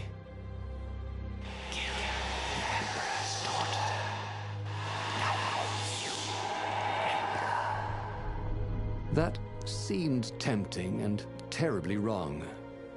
Zenobia was the Emperor's greatest general and a potent witch. But they had been close once, and Renato wasn't sure he really wanted to be Emperor. Why not capture the core of Sky Ripper instead? It was the eye of a lost god torn out by the transcendent Emperor to power his greatest weapon. "Not the core," said the stone anxiously.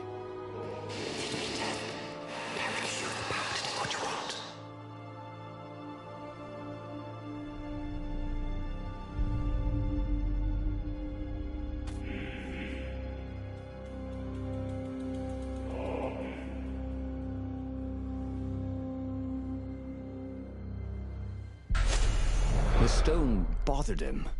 He hated being told what to do. Wasn't that why he joined the rebellion? Wasn't that why he'd refused to be a soldier? He'd agreed to come on board only if he could freelance. The stone felt a bit clingy. The sage Calaveras had told him where to find the Sky Ripper, a weapon capable of challenging the gods. Even without its armature, the core would still possess great power. He would go there.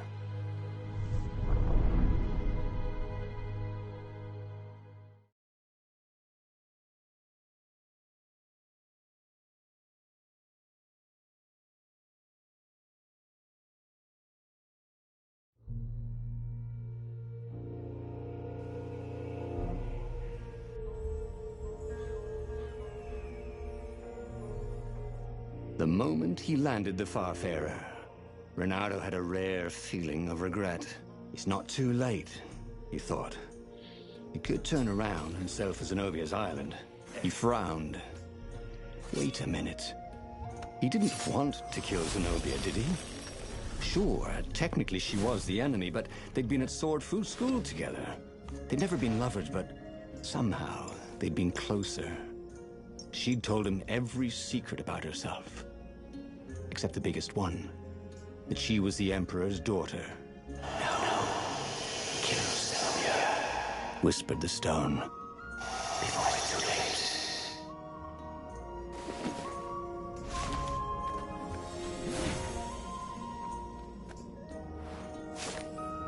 late. Dear Zenobia, the director of the Academy has told me how much he was impressed by your academic performance and leadership. Somehow I doubt this was a session of bootlicking. I have seen plenty of those. That old toad is sincere. I'm proud of you, my daughter. You'll make a fine empress one day. On my end, great news. Professor Calaveras has been studying the Nexus and he has made a bold observation. The toad is a true genius. You know how that island is unique, constantly changing, new crystalline formations appearing, island fragments merging, splitting, slowly drifting, held together by some invisible threads. Professor Calvert is convinced that those changes are not random, but rather indicative of the living nature of the island. He has observed that sudden changes on the Nexus follow or sometimes precede a turbulence on another island, landslide, quake, flood. The Nexus seem to resonate with those events. Maybe the islands are a hive mind, or the Nexus is the brain. In any case, some fundamental scientific observatory of the Nexus. It'll attract the Emperor's greatest minds. With Professor Calaveras at the helm, I anticipate a great age of enlightenment for the Empire. With love, Father.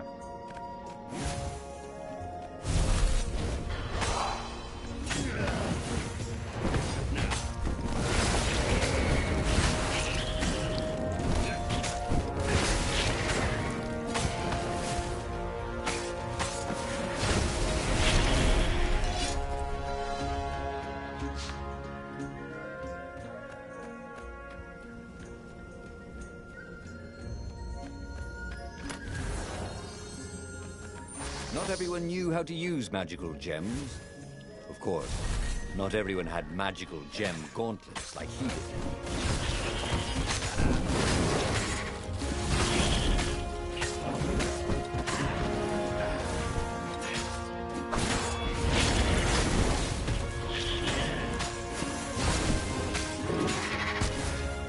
Ah, damn it.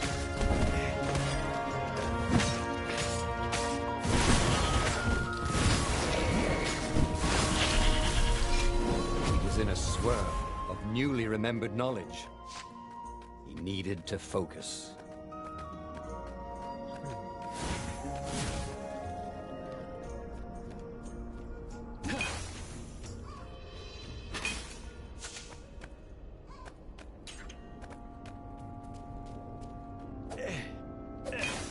There was something sour in the air. Like the earth had ruptured over something that had been fermenting for a very long time. If they didn't want their things broken, they really ought to make them stronger.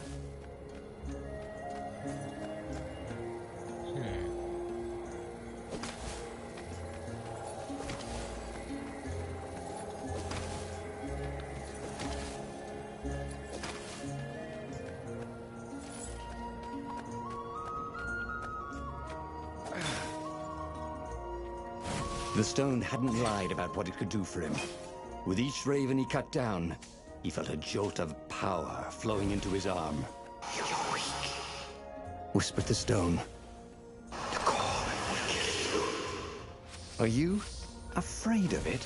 "No, don't be ridiculous," it chuckled. But it's unstable. It will poison you so much as carry it, and if you try to use it, it will explode catastrophically.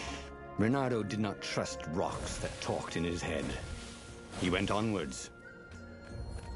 Once you try it, you're hooked.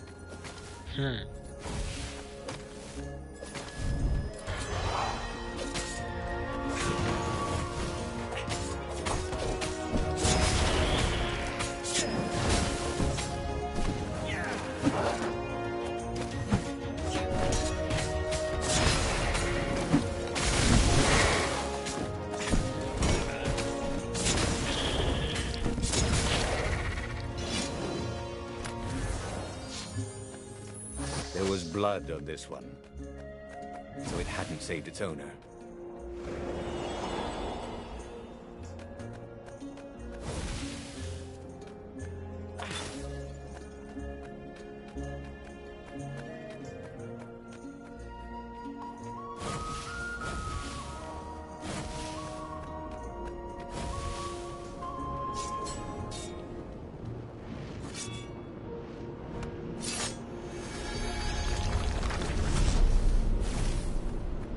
Of course there was a puzzle. You couldn't expect a transcendent emperor to bury a god's eye in a leather sack where anyone could pick it up.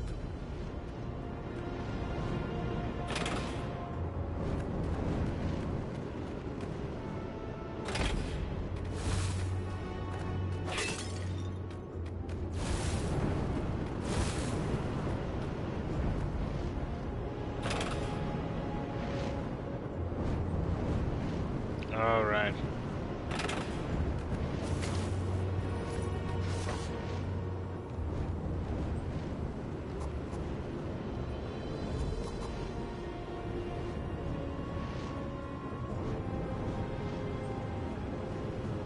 This was way better than being able to shrink down to the size of an ant. What was that all about anyway? Ant-Man reference, much.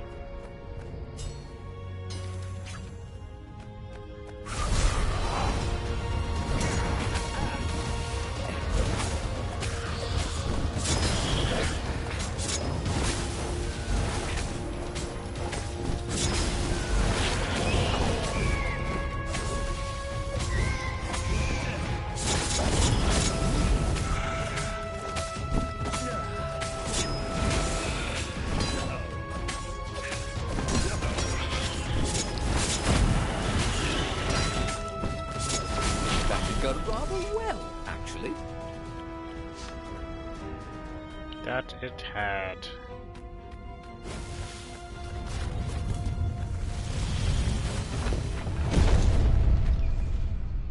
As he approached the core, the stone became hysterical. No! Too much power. We'll rip a hole in space and time. He had a sudden vision of plunging his gauntlet into the core and dying in anguish. That wasn't his vision, was it?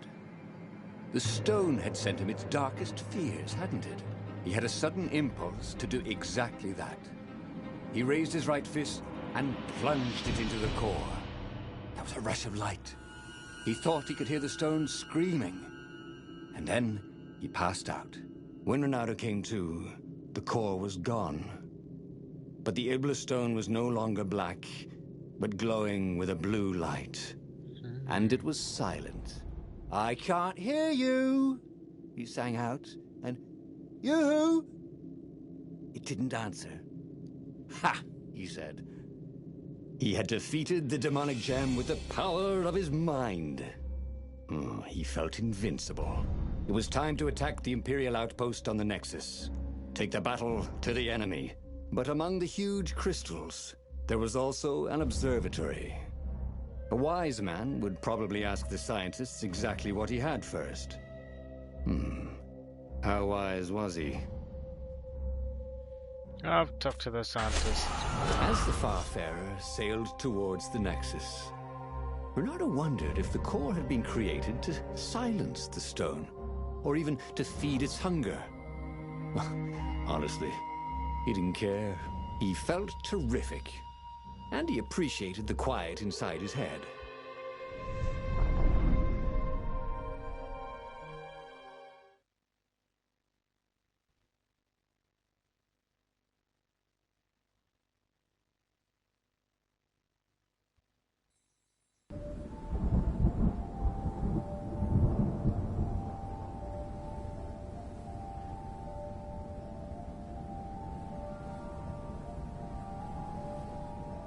The Nexus was infested with ravens, but that didn't bother Renato.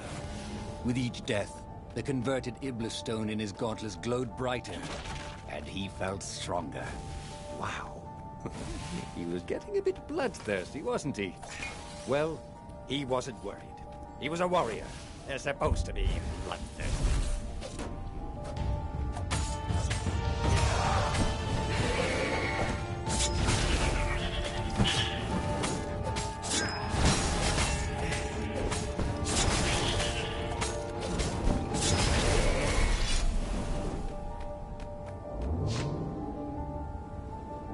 The platform used a hybrid propulsion system fueled by anti-gravity and wishful thinking.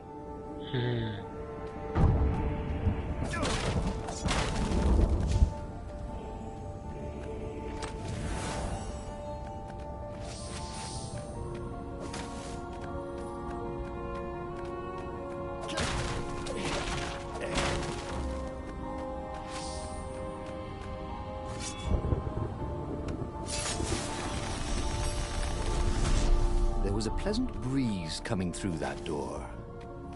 Had it been closed before?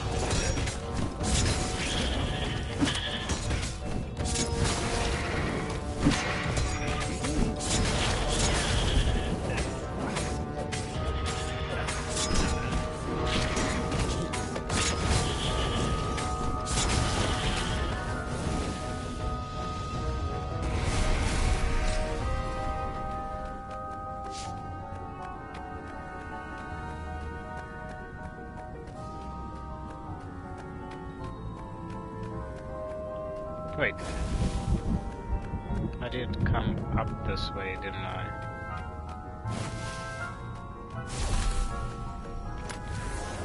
This chest contained blank passports from 15 countries.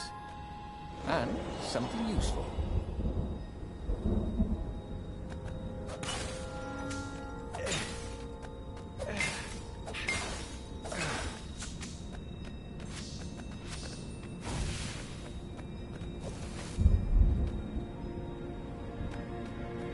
The core, absorbed in the stone, was doing its job perfectly. Renato could feel a little eldritch jolt every time he downed a raven, but then it flowed into the glowing stone the way water flows down a riverbed. It all felt perfectly natural, as if all his life, this was what he had been meant to do. The Nexus was a key node in the Empire's communications. From here, he could cut the ravens off from all communications with the palace.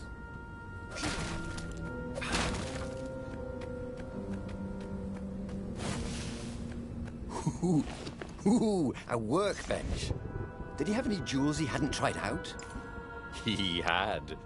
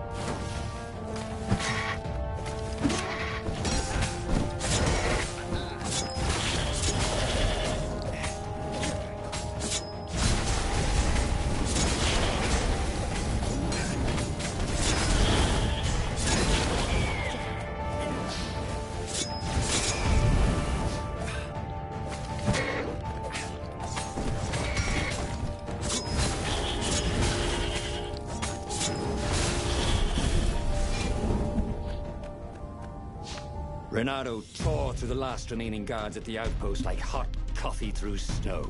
There was a far speaker toad here. He called the council speaker. He knew she would be thrilled.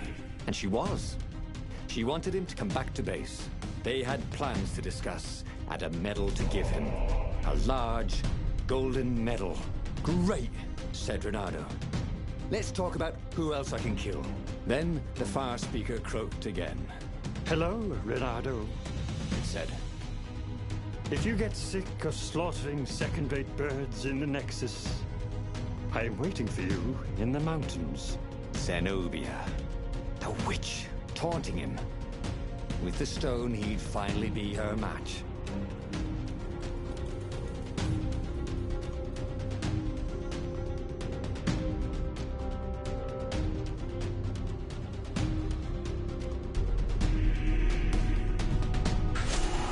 Zenobia was taunting him. No doubt she hoped to lure him into a trap. Well, he was nobody's sucker. Especially not hers. He carried victory in his gauntlet. He would go where the council pointed him.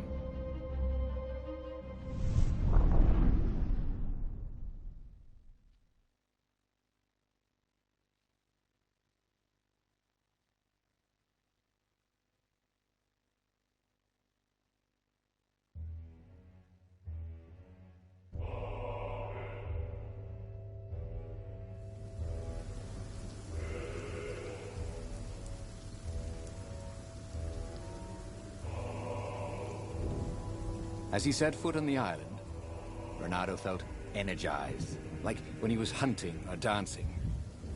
Then he smelt it, the stench of ravens. It was a good thing he was here too, before they tripped over the secret base. He was really saving the council toad's bacon, so to speak.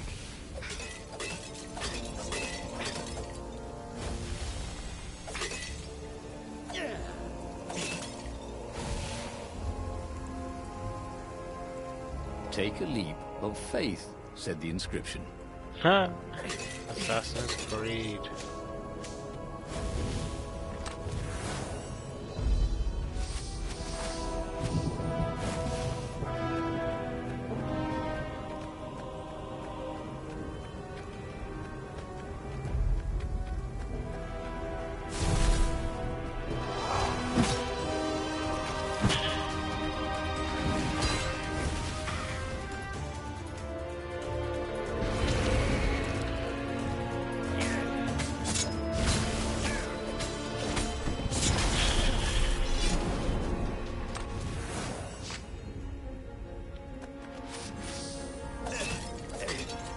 Of all the artisans he was creating employment for. Truly, he was a job creator.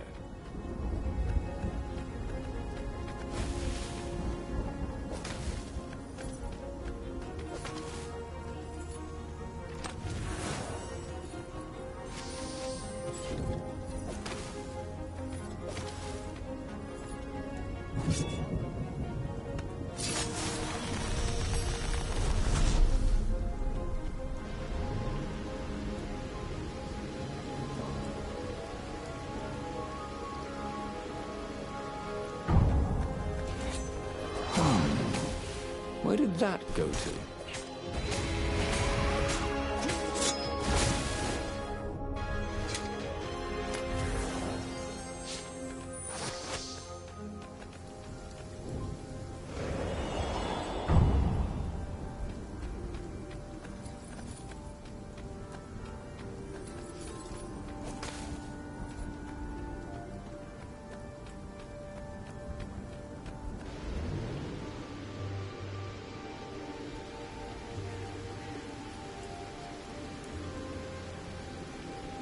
So that's what they meant by a firewall.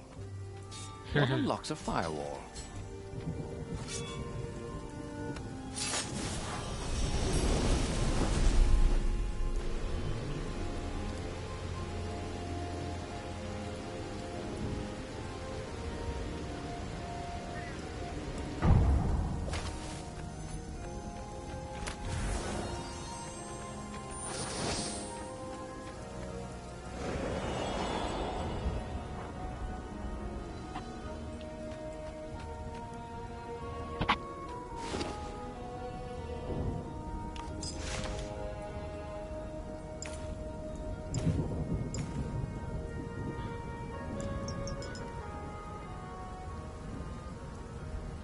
increase rare loot by 3%.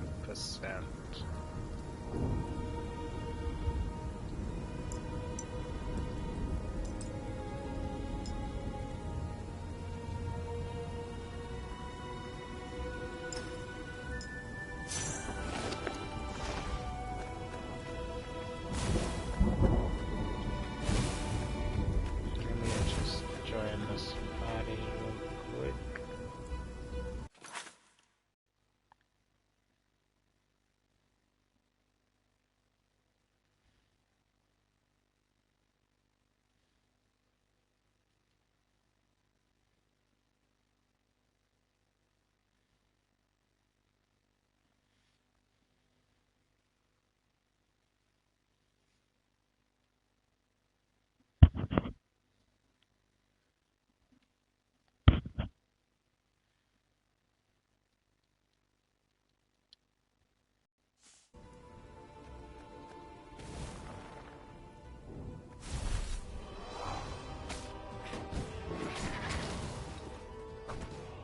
Hello. How's it going, dude?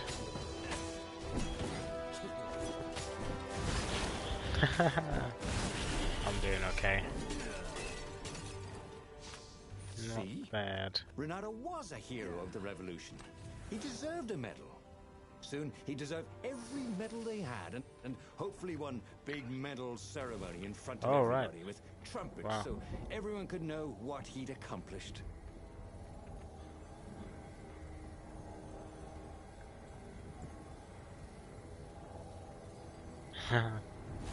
Fair enough.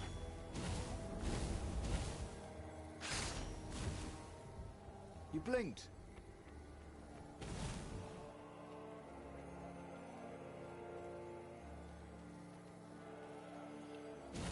Yeah.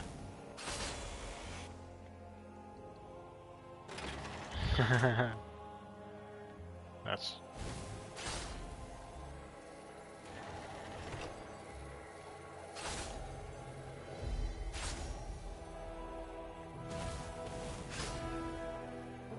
yep.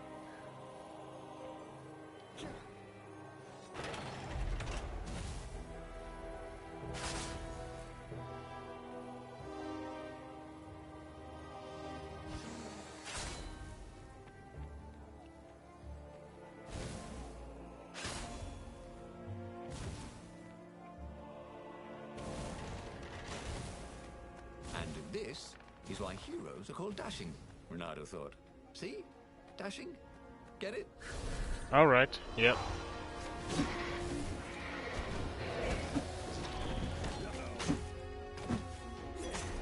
Yeah, I get that.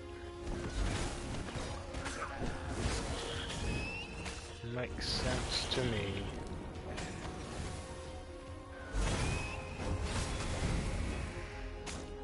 Damn. Yeah. Yep.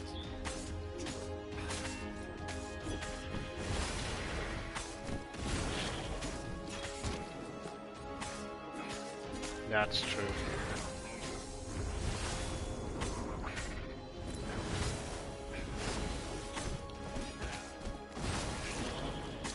All right. Renato wondered if he could learn to cook this way. Probably not.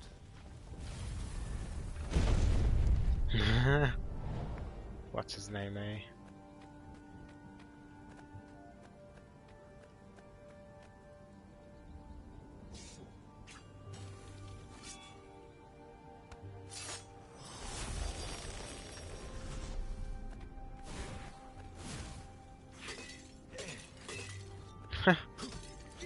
Wow.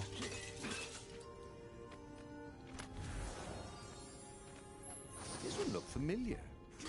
Had he lost this one in a card game? Well, Yeah, I haven't spoken to him in forever.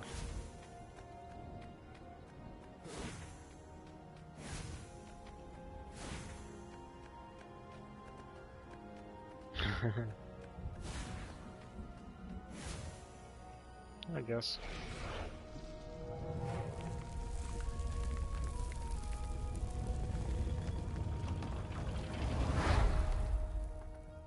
Inside the rebel base, Renato was invited to the council speaker's private chambers. So, this is the Iblis Stone? He said. I can feel its power. Renato told her how he had fed the core to the stone and made something even more useful than either. Crazy like a fox, She croaked. And Renato chuckled as if he'd never heard the joke before. We've given you the best quarters and a bottle of Tantalonian firewater. All for you. So they'd remembered. He woke in the morning with No. the sweetest of hangovers. But the Iblis stone was gone from his gauntlet. The corridors were empty, except for a few rebels who looked just as hungover as him. Oh man. John, you'll miss the battle, they yelled. Renato added sail as the Farfarers scudded across the sky. Who could have taken the Iblis stone? Was it some Imperial spy? He would find him, and kill him, and take the stone back.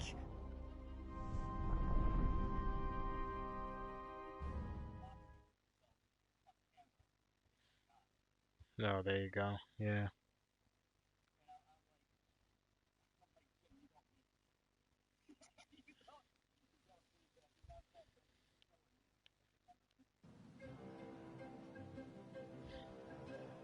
Oh man. Renato had a bad taste in his mouth. He was killing ravens, but it wasn't fun. It felt like a chore. Oh, Renato hated chores. As a fox kid, he'd gone hungry rather than clean his room. He still didn't clean his room, he just moved house every few years. Who had the Iblis stone anyway? Up ahead, he could hear screaming, and croaking, and cawing. Pretty much. But who was winning?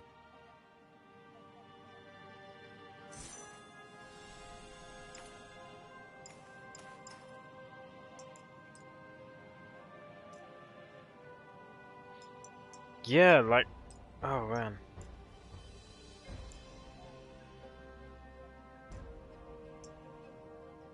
Yeah, I get you.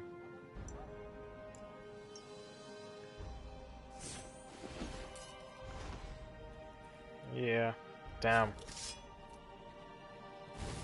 Sucks, man.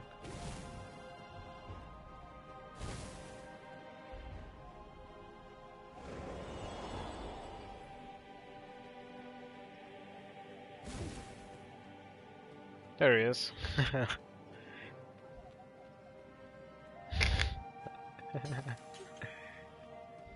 The mysterious sword from the east made you so fast you could catch a fly with your chopsticks. If that's what you really wanted.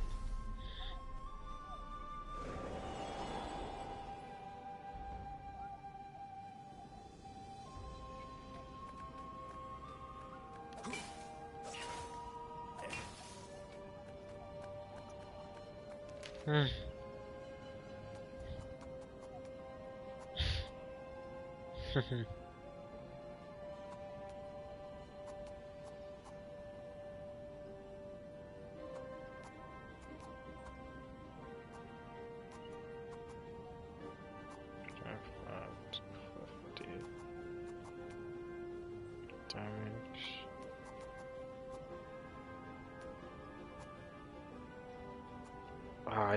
I don't know it either, to be honest. I don't use Skype.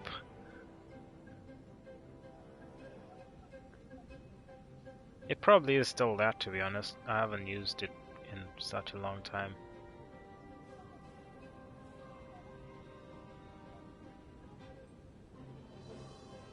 I'm looking forward to it.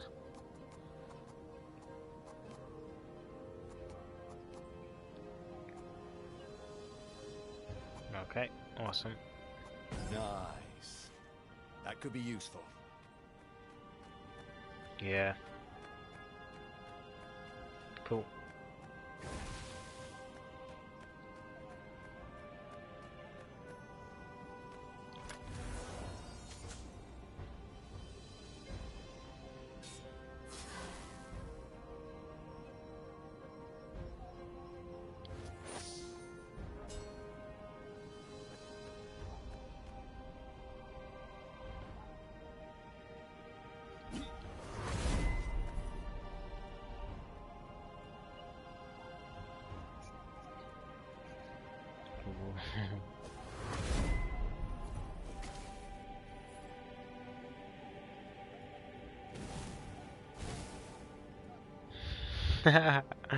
Holy crap.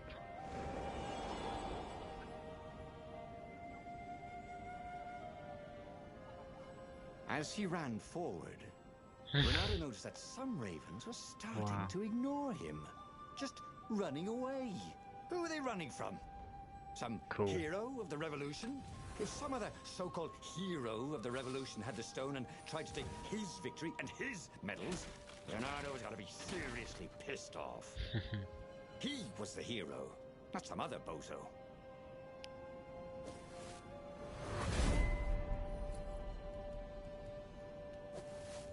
Renato wondered if his future self had commissioned these poems.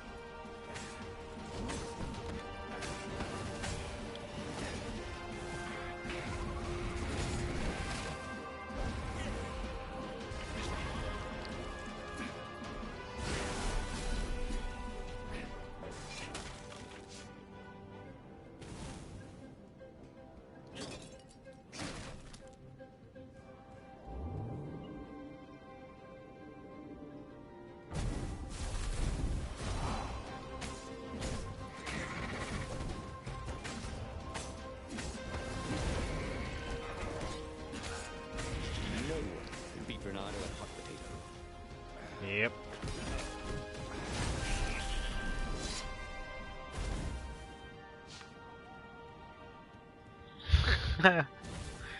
Wow.